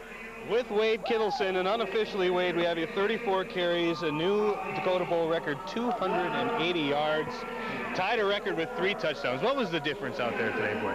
You know, we had a lot of changes up front, you know, at the beginning of the year. We had our fullback move down to the line. We got a lot of quickness. and we were just able to run the ball. We had a pretty good idea that we'd be able to run the ball. You know, we saw their defense, and we kind of adjusted to their defense. And big plays, too, seemed to make a difference. It looked like you had so much room to run before you got first contact today. Would that be a difference in the game? Well, that was huge. You know, the linemen were just making the holes. You could drive a truck through. It was just outstanding. This team has made playoff appearances, quite a few in the last 7 years under Coach Sandy, but this is the first state title since '83. What does that mean? A couple years ago, you know, we had the same group. A lot of the seniors played the last 2 years, but we got the quarterfinals. We had a goal to get the conference champion, but Stanley took that away. We came back with kind of a revenge factor, and we just came all out. It was perfect. Couldn't have been any better. Wade, it was an impressive performance to watch from you today, and the whole team. Congratulations on the state title. Thanks a lot. Wade Kittleson, and boy, I tell you, a tired guy, and he deserves to be 280 yards unofficially, batting Dana. It's a day he'll never forget. 3 touchdowns, 280 yards, 34 carries. Congratulations to our American Dairy Player of the Game, Wade Kittleson, and to the Velva Sawyer Aggies, who wind up the year 12-1 with today's 28-8 victory over Harvey. And congratulations to the Harvey Hornets on a fine season as well. Don't forget, tomorrow, the rest of our championship games will be seen on WDAY, KBMY, and KMCY. The AA title at 12 noon, Minot Ryan versus Watford City. The AAA title at 2:30, Dickinson versus Bismarck. WDAZ viewers will see the Sioux Northern Colorado football game at 2 o'clock. For Dana Mock and Chad Kuhl, Pat Sweeney. The finals again today, New England Regents 16-14 over Roulette Wolford in 9-man, and Velva Sawyer 28-8 over Harvey in Class A. See you tomorrow.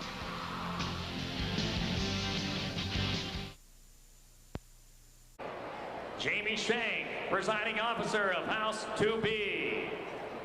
Jackie Kircheneider, the presiding officer of House 2C. And Jenny Anderson, presiding officer of House 2D. Individual champions from Beulah are Eric Lee, presiding officer of the Senate. Sasha Lenzen, presiding officer of the House 1A. Justin Norrie, the Superior Speaker of the House 1B. Vanessa Mormon, Superior Speaker of House 1C. And Tiffany Cermak, Superior Speaker of House 2C. Their coach is Tracy Steiner. The 9-man football champions are the New England Regent Tigers, coached by Mike Schatz. The A Division football champions are from Velva Sawyer, coached by Larry Sandy.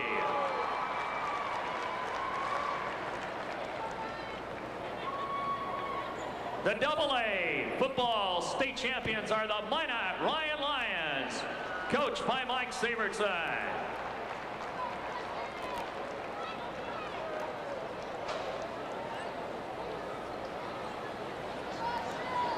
The state girls basketball champions are the Oaks Tornadoes, coached by Harvey Wolf.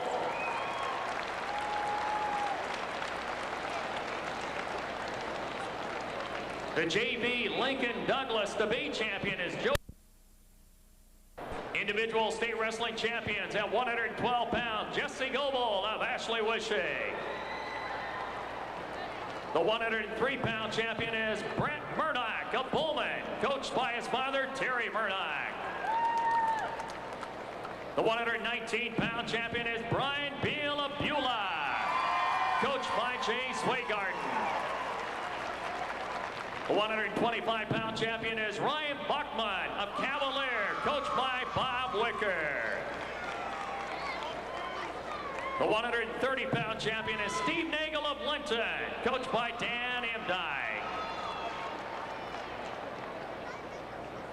The 135-pound champion is Chris Mueller of Hillsboro, coached by Ron Gadberry.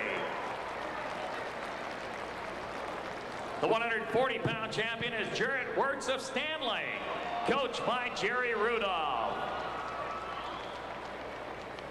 The 145-pound champion is Dallas Hyde of Center, His coaches are Conway Kangas and Dave Hilliard. The 152-pound champion is Bob Hebel of Lemoore, coached by Jim Klein. The 160-pound champion is Michael Dahl of New Salem, coached by Dale Beckman.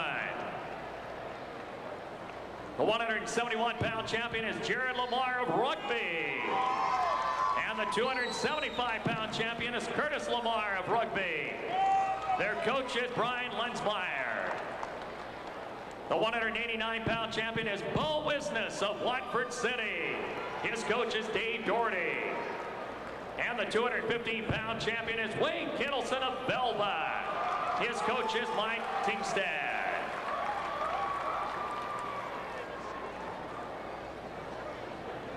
Congratulations to all individual and team champions, their parents and coaches. Ladies and gentlemen, let's stand and give these Class B champions a round of applause as they leave the court.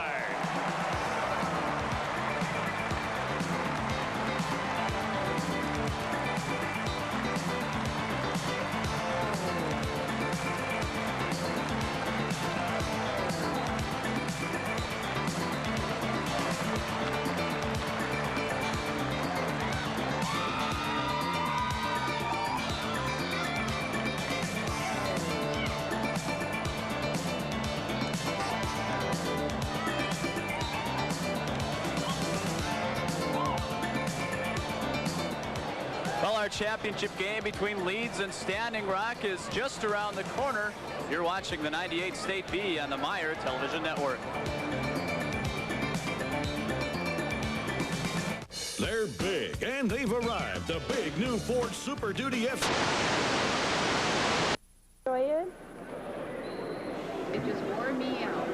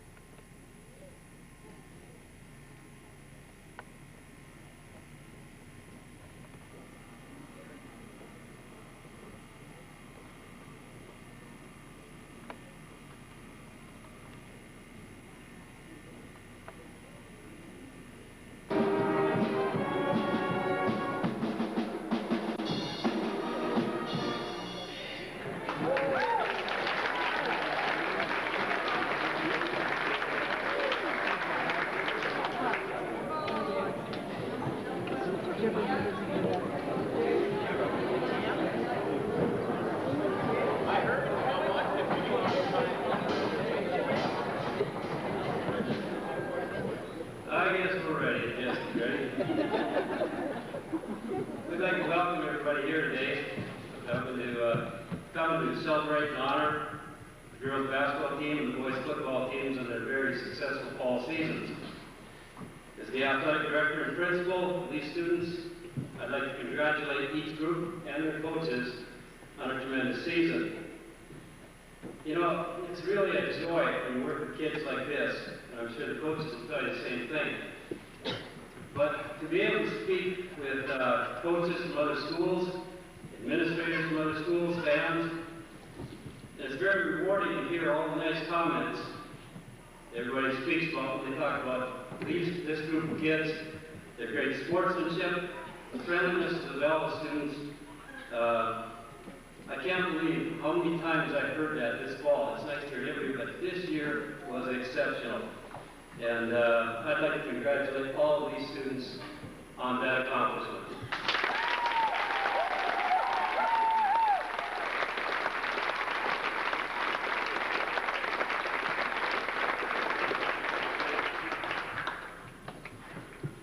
The other thing that I've noticed this year, and we enjoy that when we have that from our students, is is the positive support that each group gave to the other all year, all fall. And I'll tell you, that is the envy of a lot of our opponents.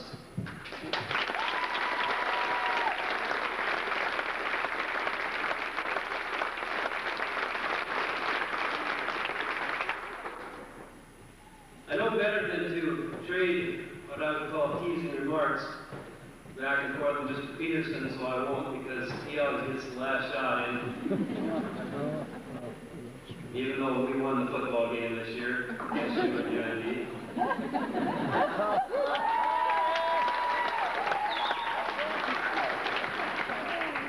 As Mr. Beckler can attest to, Mr. Peterson always has the best last comeback, though. About 9 years ago, Roger Slotsky told me, go out and find a young, intelligent, aggressive, resourceful coach and teacher, bring into the Velva system.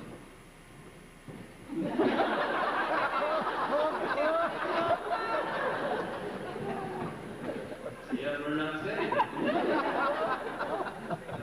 I observed David Peterson coach basketball for 1 year at Carlsruhe, and I coached swimming in the spring and track. I always felt that we'd made an excellent choice. To those who have watched Mr. Peterson's teams the last 8 to 9 years, I don't think you've ever seen a team not prepared for a game, or a team that didn't play with great effort and great enthusiasm. It's always been fun to watch, and this year's team was no exception. For a very young team that at one time reached the goal as high as number 5 in the top 10 in the state was very remarkable. This year's girls team won 20 games. They won the Sawyer Invitational Tournament, placed 3rd in District 6, and 4th in the region. It was a remarkable season. Just this past week, these girls were also honored by receiving an award for the North Dakota High School activities, having a 3.5 team scholar grade average.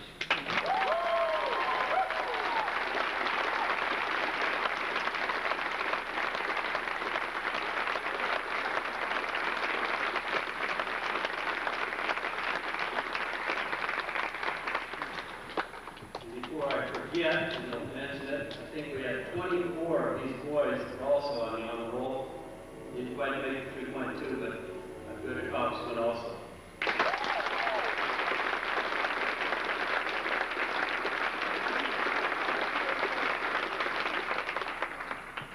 Ladies and gentlemen, I want you to greet David Peterson and the Lady Aggies at this time.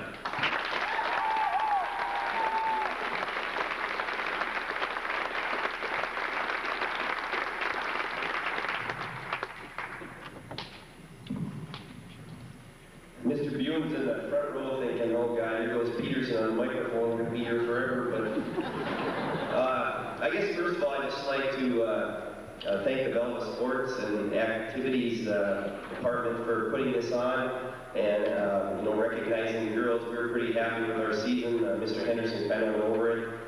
I guess going in, we were a pretty young team, and I've had a lot of reporters and people say, well, I bet you just can't wait for next year.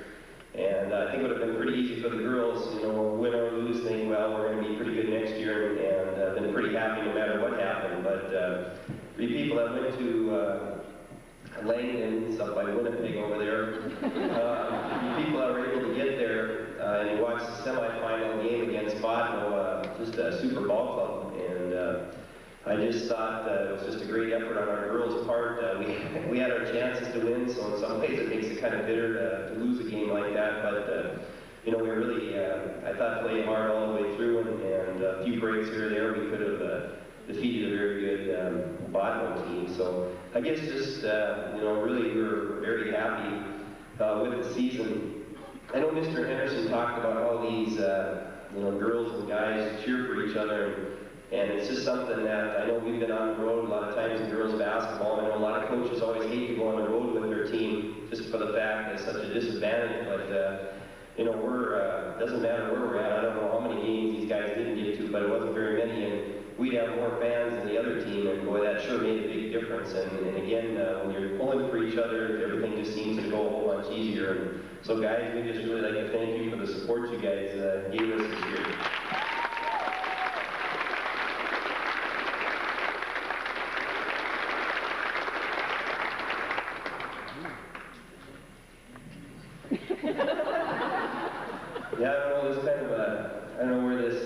swimsuit idea came from, but the girls all showed up. Actually, the last couple games of the football playoffs, they started showing up in their swimsuits, and I guess with Terry Peterson as our school leader, anything goes. But, and there he is, Terry Peterson!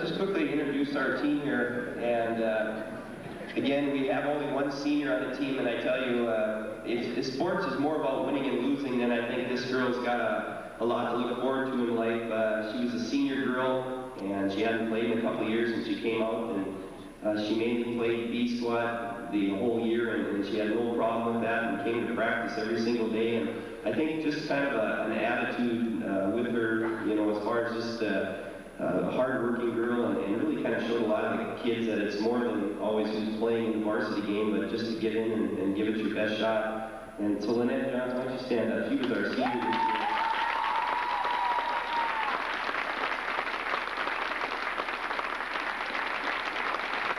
For our juniors, Jennifer Miller, just stand up when I call your name. Jennifer had a real nice senior course, really good outside shooter, and did a lot of things for us.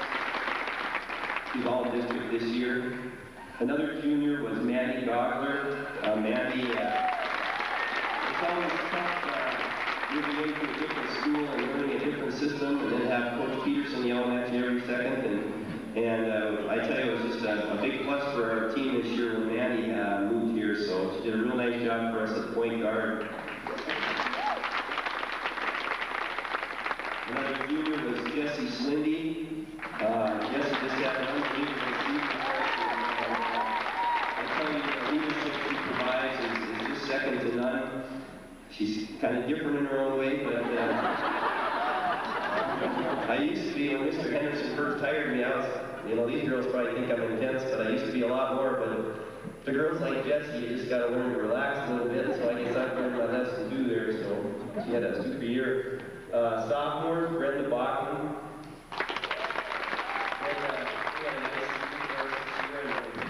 And varsity, and I just looking for big things from Brenda next year. Angela Jelstead. Oh, Erica Olson in the front row there. Erica in the car. Ashley Fox.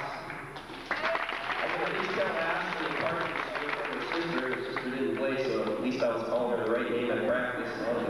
That was a good start there. Sarah Risk.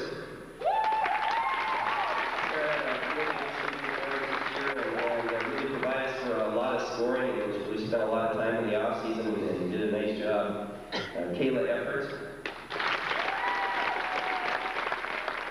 Kayla's kind of one of our better defensive players, and again had a real good year, and I think we have good things ahead for Kayla. Keeps working on her game. Freshman Angela Jelstead back there. This year and did a real nice job. Amber Danowitz, another freshman. Chelsea Hossauer. Chelsea was also all-district player as only a freshman, so it looks like we have some good years left with Chelsea. So again, we're awfully proud of our girls' season, and I guess again we thank you for being included in this program. And, you know, you guys, the other day, I was up till 3:30 last night. I just got back about 1 o'clock from Fargo last night, and I got the video. And my mom taped the game, so I was up till about 3:30 watching it like Coach Sandy would, rewinding it and going. And my wife finally comes down and says, "This is ridiculous, get to bed." But again, I just really like to congratulate you guys on the state championship. And I don't think it's just winning. It's the way you guys win. You guys are just a very confident bunch out there, and you know, you don't have to sit there and. I mean, there were so many good hits the other day. I don't know why Harvey came out after halftime, but they still did. You know, I know those Harvey kids were getting nailed, and you guys just, you know, let them have it, and then you helped them up, and you just showed a lot of class. And you know, I guess that's probably, my hat's off to you more for that probably than even winning the state championship. And Wade there is one run, man, that was awesome. You guys see that run by Wade Fiddleson that time?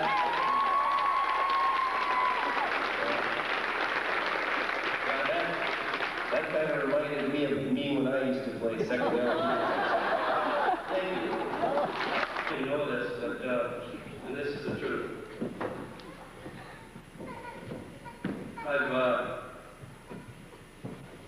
I've known Coach Stanley since he was 6 years old. I was coaching baseball in the summer of 1968 in Wesco. His brothers were on my baseball teams. And every day this little guy would come to practice. His glove, his Minnesota Twins cap jammed so far down on his head that all I could see was eyes and his ears. And every day it was the same thing. Oh, you again? And he would stand there and wait for any chance to chase the foul ball, pick up the bat, get it to me for infield or whatever. I followed his sports through high school, college football, MSU, he was captain of the Peter football team. When Coach Lee left, we had to go out and find a new coach. When I interviewed Larry, I knew that we were getting a fine young teacher, coach, and a person to replace him. And I don't think he's disappointed anybody. Each of the 7 teams has continued that fine tradition of Velva Sawyer football. Naturally, the highlight has been these past 2 weekends at Dome and Fargo. The excitement of these past 2 weekends will last a long time. I got home about 12 o'clock Friday night, put the tape in the football game, watched the whole thing again, and enjoyed every minute of it. I got up yesterday morning, got the 7th, 8th grade volleyball teams ready to go in their chips, went back home and watched the game again. It was even better the third time.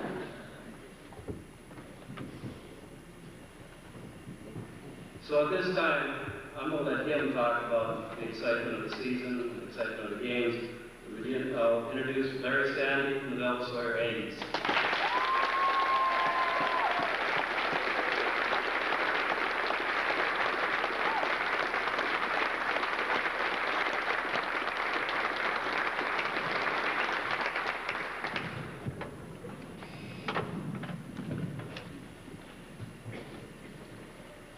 I'm going to take this off here because I'm not very good at standing still and talking, especially from a big crowd like this.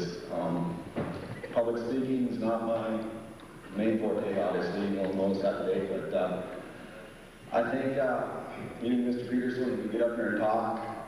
You know, we get to the spring banquet all the time, and we try and rush through these things as fast as we can, but you get to the end of the banquet and you just feel like you cheated your kids out a little bit, because when we get up here, I think everything we say comes from our heart. And we speak with a lot of pride when we talk about these student athletes. We spend an awful lot of time with them. I think we live through these kids. I guess I know I do. We go back and, you know, I never got a chance to play in a state title game like these kids did, but to coach them, you know, we really do. I think we live through these kids, and we have an awful lot of pride when we speak of them. To the girls basketball team, I know I wasn't at every game this year. I have a tough time following them. As coaches, we're very busy. And, you know, I know as much as everybody will come up to you this year and tell you guys had a good year, and, you know, feel a little consolation in that because you did have a super year. But the football team has been where you're at right now. Last couple of years, there's been a big hurdle in front of us. We've never been able to get over it. Right now, you guys have a big hurdle. You're feeling a lot of pain from this, the way your season ends. And you should. Because I think it isn't always so much the joy in winning, but it's that pain in losing that drives you to get out of bed at 6 o'clock in the morning in the middle of the summer. You get to that weight room, you get in there and shoot baskets. Coach Peterson's going to be there, you know that, he's going to be pushing you, but it's got to come from within. And I think sometimes it's that pain from losing that drives it. The thrill of victory is there. And, we all celebrated winning. And, myself, I've always had a tough time. Winning's great. And we can be happy about winning, but I think it's something in this school that is expected. We expect when we take the floor, when we take the field, that with our best effort, we're going to be a team that succeeds. And when we don't, that pain from losing, I think, makes us go back, dig down a little deeper inside, and try and get ourselves back in position of where we'll take that floor again. Winning's going to be the result. So girls basketball players, stay with it. You're knocking on the door. You're where we were at a while ago, and you're going to be at the place where we've been. Okay, so keep working hard. You'll get there.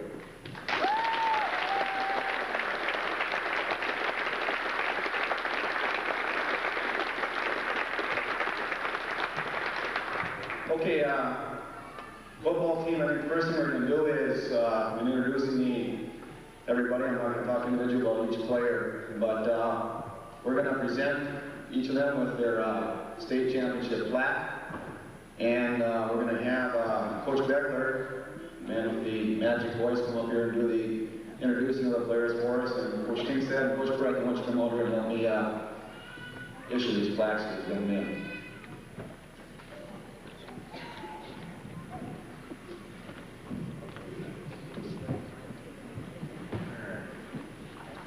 Start with the back row here.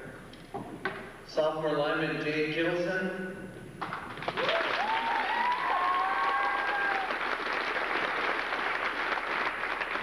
Sophomore Justin Klein.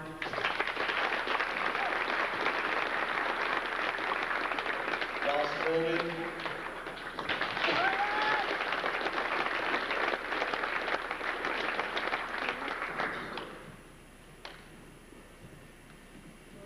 Loyal Clark. Colin Keller.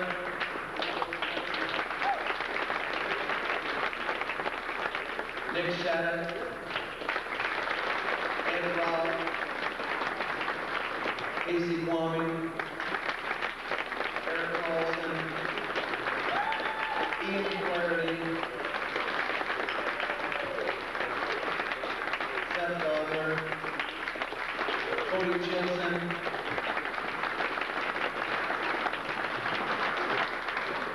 and Jared Slindy.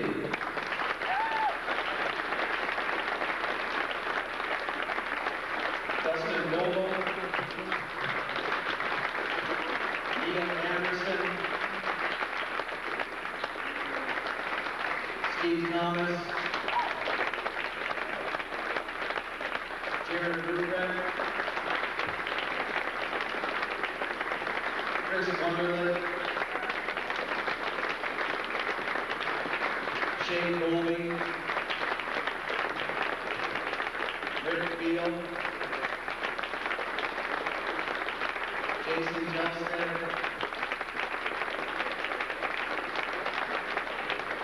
Chris Dorr, Ryan Mason, Jeff Hill, Jennifer Patrick, and Dustin Kittleson.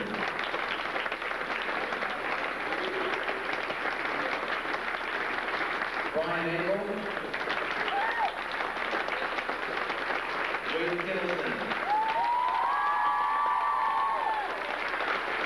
Josh Stomachner,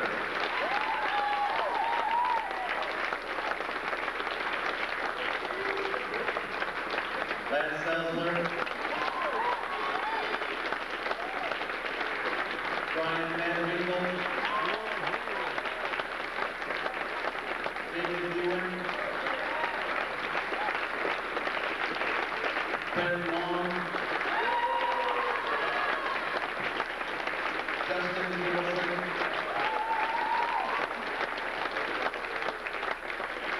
Jamie Morrison, Aaron Weiss, Aiden Grossman, Cody Kittleson.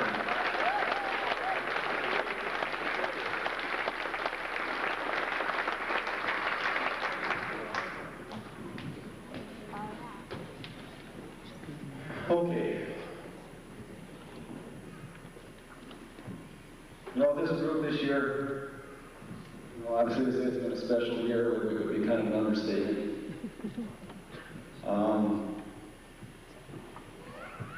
You know, at the beginning of the year, you know, our expectations were high. You know, you never know if you're going to win a state championship. We've been knocking on the door the past couple of years, and nothing ever just happens. You got to go out and make it happen, and this group did. Our first game against Minor High, I'm not going to go back and review every game here, so don't fear that. I remember our pregame talk. I told our younger ball players, the freshmen, some of the sophomores, those are first-year ball players, to pay close attention this year. I explained to them that football was a game of courage, and that football resembles life, in that it throws a lot of adversity at you. And it's how you handle that adversity that you can tell what type of person you are. If you have the ability to display the courage that it takes to overcome that adversity or to handle that adversity. And that as a team, when that adversity occurs, that you got to become closer together.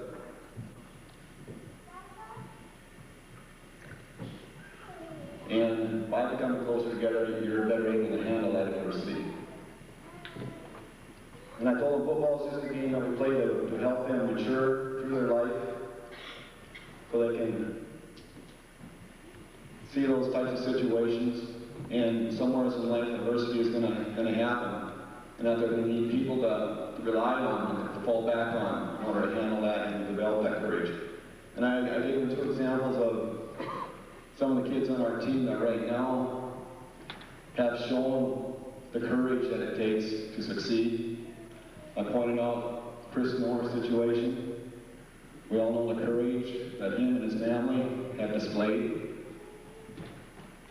And also Wade Kittleson. The courage that that young man has displayed over the year, in this past 6 months. I guess, you know, after winning the state championship, I think the thing that probably sent the biggest chill up my spine this weekend, with all the success and the great positive things that happened to us, was, I don't know who told it to me, but they told me I gave it was coming home this weekend. That was great.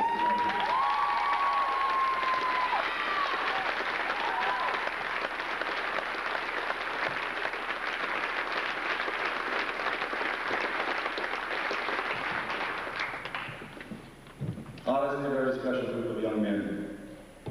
You know, it's in that closeness. You know, as a coach, you get to be a part of that. You know, I'm here year after year. You talk to Coach Keelan about it, I imagine. You know, he's been here an awful lot longer than I have in the coaching ranks. You know, why are we saying this? You know, it's not about the state championships, I don't believe. You know, I'm close the last couple of years in football. You know, I don't keep continuing year after year just so I can get a state championship. It's because you get to be with these kids. You get to see them grow, you get to see them mature. Like I said before, I guess you kind of live through them a little bit. And, you know, there is such a special group.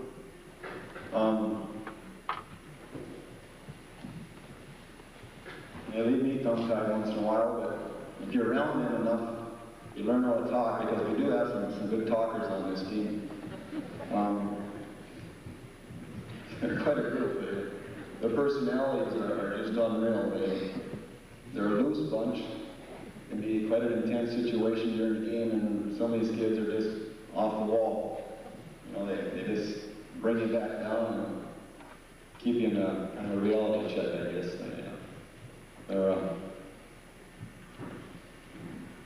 I guess they're state champs. I don't know what else to say about them there. Like I said, I'm not much of a public speaker, but when you talk about these kids, they bring out a lot of pride in myself, and I know in school, and Coach, or not, Mr. Henderson kind of touched on it a little bit.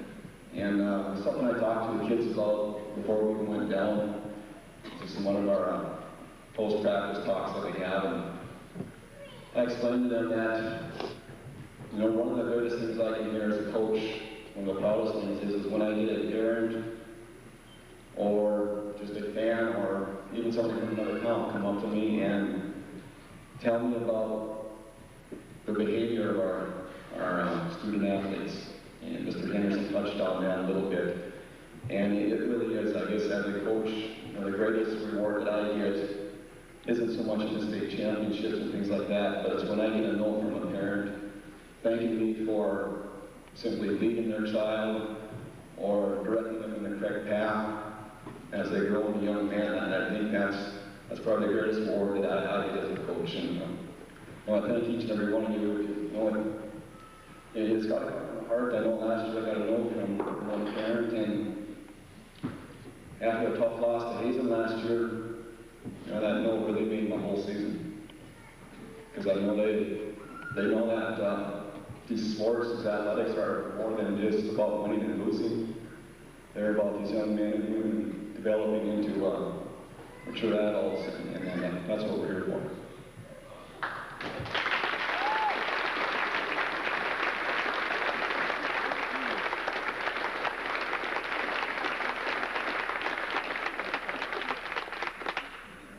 I just want to announce a few of the rewards that some of our players got. I don't know if I'm supposed to do this at this time or not, but they'll be released in the press here in a week or two, I'd imagine. And I guess as long as Mr. Holster doesn't cover this on the news, we'll be okay. We had some of our young men make the all-state teams, the first team and second team. I wanted to recognize them in this public forum here because I think they deserve the attention. And I guess, first of all, I think everybody knows that about Wade Kittleson. He's definitely an all-stater, and he made first team all-state running back.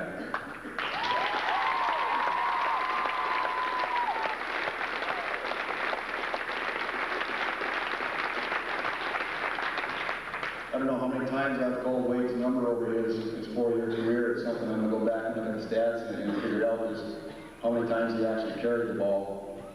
It was extremely rewarding that Wade did the type of game that he did with the statewide coverage.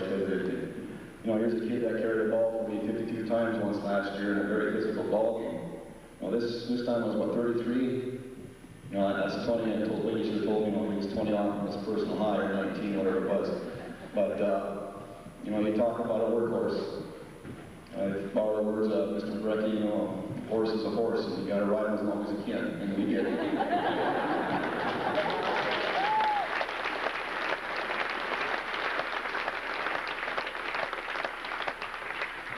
The next player that made the first team, offensive line, is senior Lance Selzer.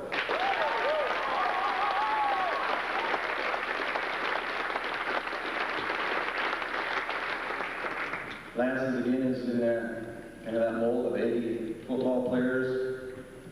Mr. Rough, aggressive, rugged lineman that comes out there and just beats it to a pulp.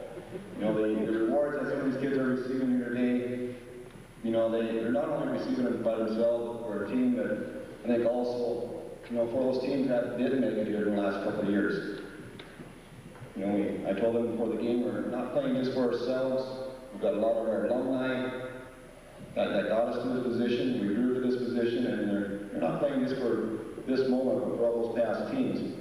And, I think Lance is kind of that typical lineman that we've had here the past few years, Tanner Dixons and Dallas Dangers, and we've got a lot of kids graduating from this program that didn't get to that championship level or to that game where they got the exposure.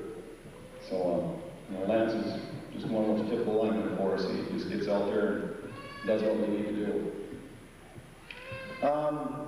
We had another offensive lineman elected to the first team, and you know, as a coach, I don't know what I'm going to do next year because I'm probably not going to keep this kid as an offensive lineman, which doesn't sound very smart of a coach. I'm going to probably move this kid into the backfield, and that's Jade Kittleson.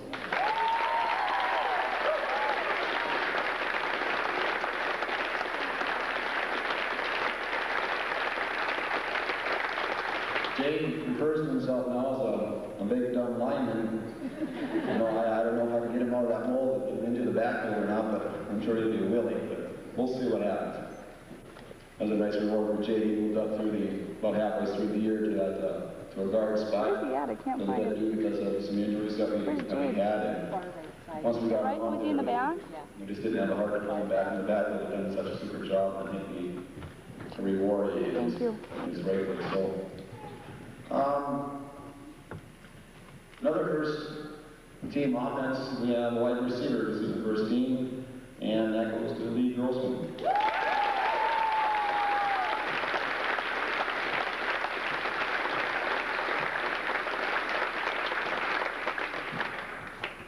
Lee is, what was this, your second year? 3 years? Okay, Lee's been playing for 3 years, here come on his freshman year. Had to beg and get down on my knees to get him out, and finally got him out, and you know, the reward is a state championship, so he's just a good all-around athlete. Yeah, go and catch the ball, you drop a few once in a while, but that happens.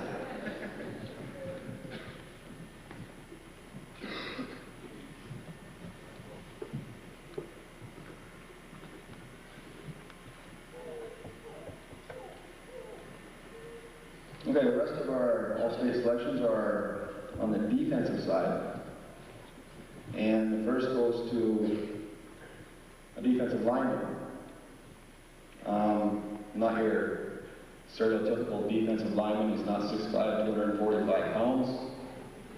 But, you know, he's 5'10", 170. And he's all-state defensive lineman. Brian Van Winkle.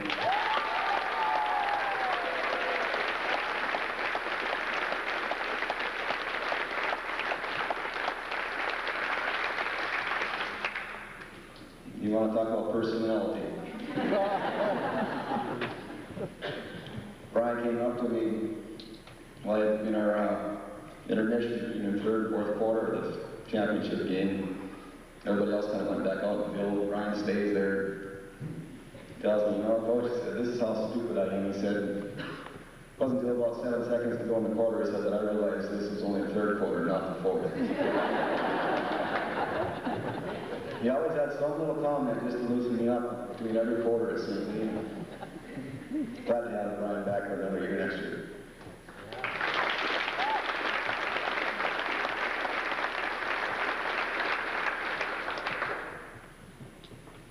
Another first team defensive back for us is a young man who came a long way this year and was probably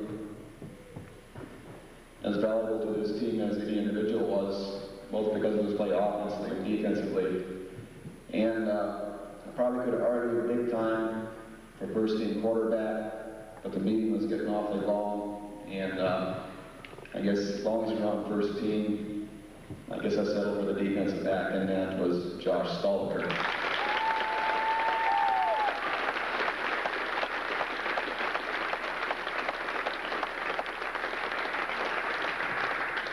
Josh just came a long ways. Last year as a junior, he played defensive back for us, and this year stepped in, took over the reins of the offense, and from game one, he led our offense.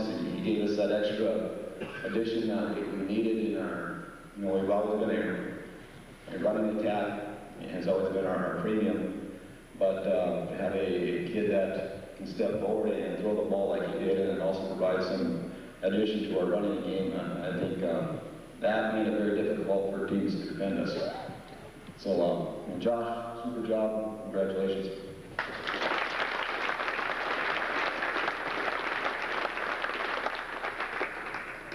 Next two individuals are both named to the second team.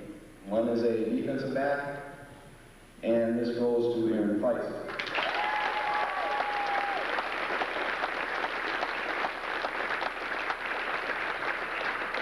Price probably the thing that stands out most of my memories about Aaron was his freshman year.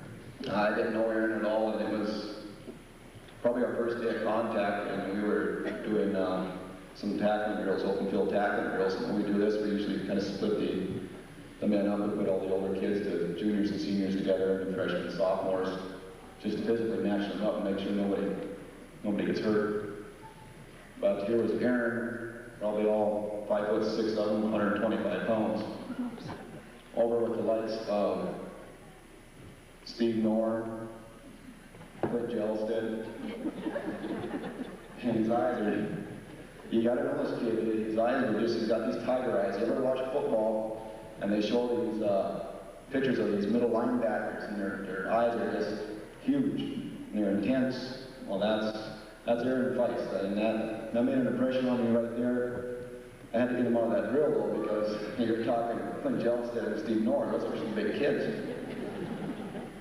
But he showed the courage to step in there. Sometimes you gotta be a little wiser, I guess.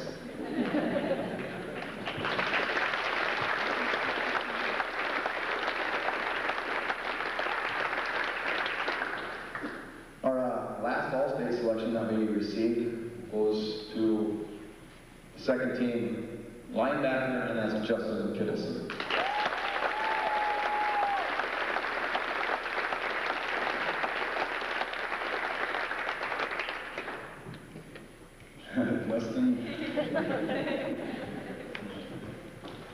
Justin's Justin. I guess I don't know how to describe Justin.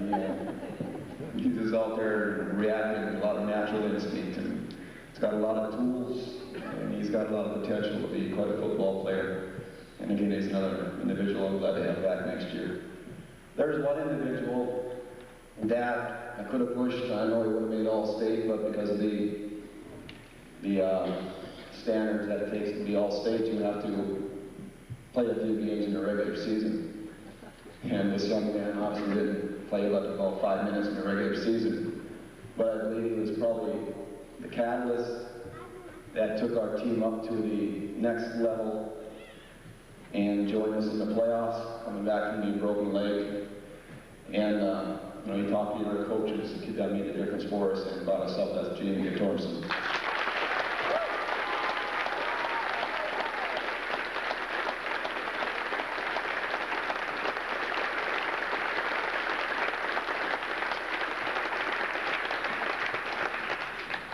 Okay, I'm not going to speak on every individual here. We mentioned a few of them. The rest of you, I can get a name or two, but they all did an outstanding job. I think the thing about these kids this year is they all settled into their role. They understood their responsibility. They're on the same page, and they knew where we wanted to go. And they knew that it was going to take a team to do it, and it was going to take a team to win. And these kids do a lot of keeping themselves. They did a lot of razzing and weight this year. I mean, if there's ever a senior that took as much abuse as weight, I don't think I've had an individual that took as much abuse as weight during the year. And being a senior, you probably shouldn't have to do that, but Wade's truly a leader and a gentleman, and he accepted it. And we're going to miss Wade next year a little bit, I think.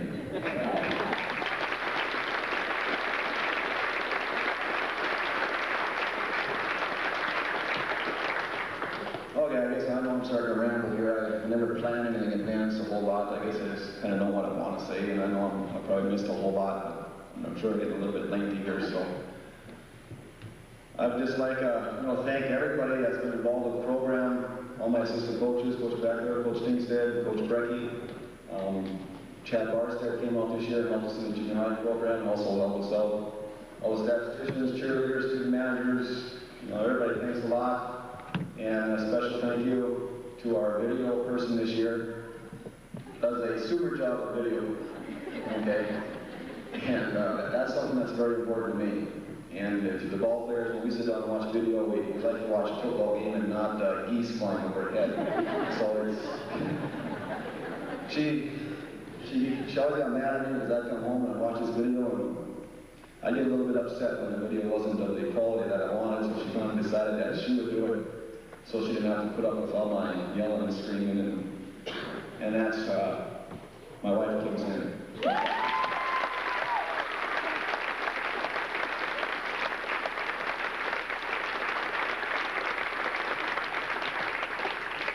Oh yeah, I guess unless any players have anything to say at this point, or if anybody has any questions you want to ask these guys, I guess, I don't know how long before we want to turn this into, but thanks for everything. This has been obviously a special weekend and a special year.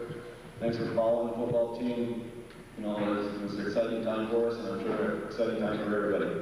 Thanks a lot.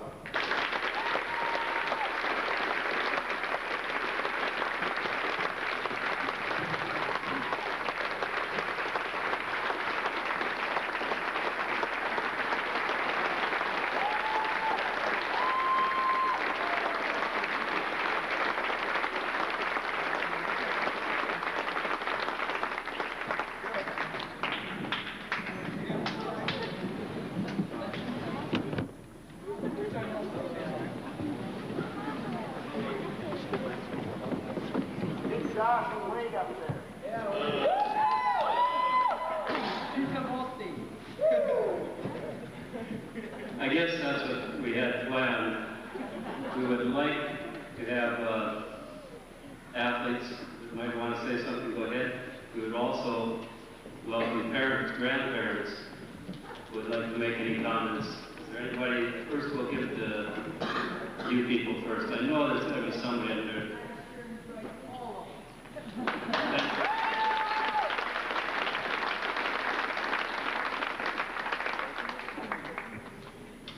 Parents, grandparents, someone want to come down?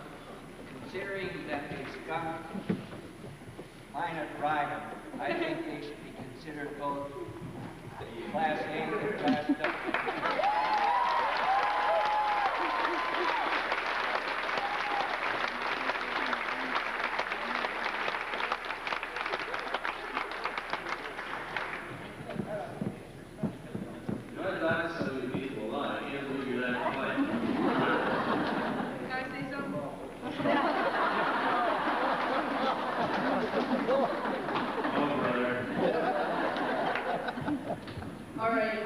I'd just like to thank, on behalf of the whole team, all the support we had because it was great. I know like a couple people from other towns, and I would talk to them after the game and stuff. And they would come on and, man, you guys must have a lot of people in your town.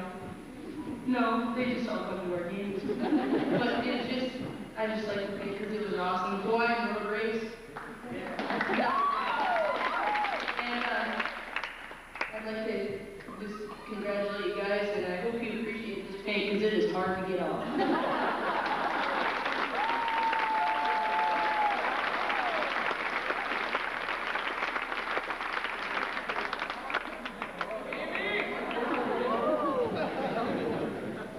Well, I guess the first thing I'd like to say is that I'd like to thank you guys all for supporting us and our team. And the second thing, I'd like to thank my coaches because I know when I was injured, I think you guys did a lot with me trying to get in the game and stuff. And the other thing I'd like to say is, you come to our football games and you see the seniors and all the guys that started and that. But the thing you don't see is how much that the younger guys put in practice every day. And you guys don't see that, and I'd like to thank our younger guys through the JV and that, how much they went through, and we ran them over a lot. I know that. And I guess, we put them in the ball game and we're ahead, and sometimes they fall behind and give away a touchdown, we kind of get upset. But I guess that's how they learn, and I'd like to thank them guys for stepping up and helping us learn so we get through the next week.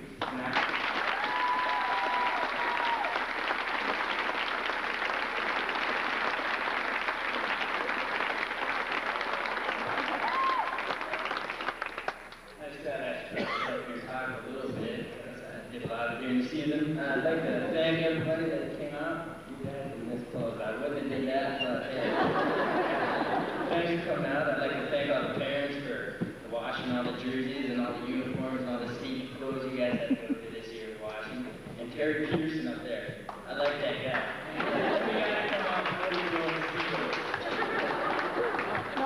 I'd like to thank all the seniors for the great season they gave us, and especially Wade for taking on the harassment that me and Jay gave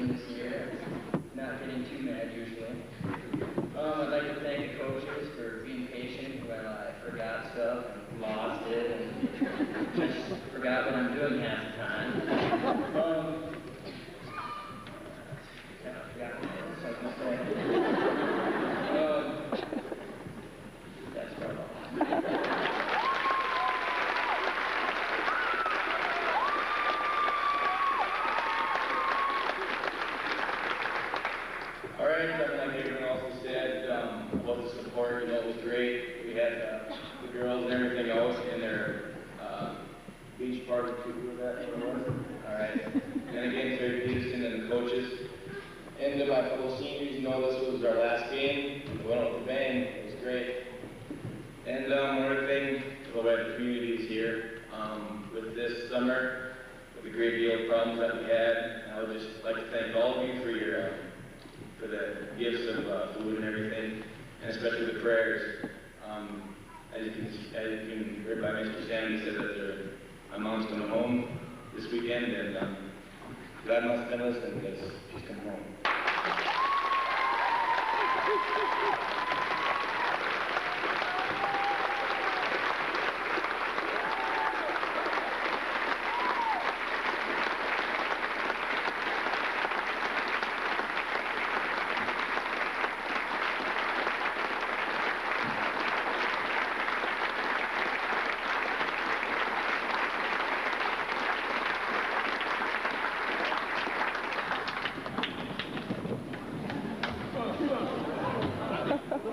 Probably wouldn't be a banquet if I didn't say anything. Again, what can we say about the basketball team and all the support they've given us and all the parents out there? The reporters don't come and talk to me usually, but when they do, first question is, how's your brother Wade doing? And the second one is how do you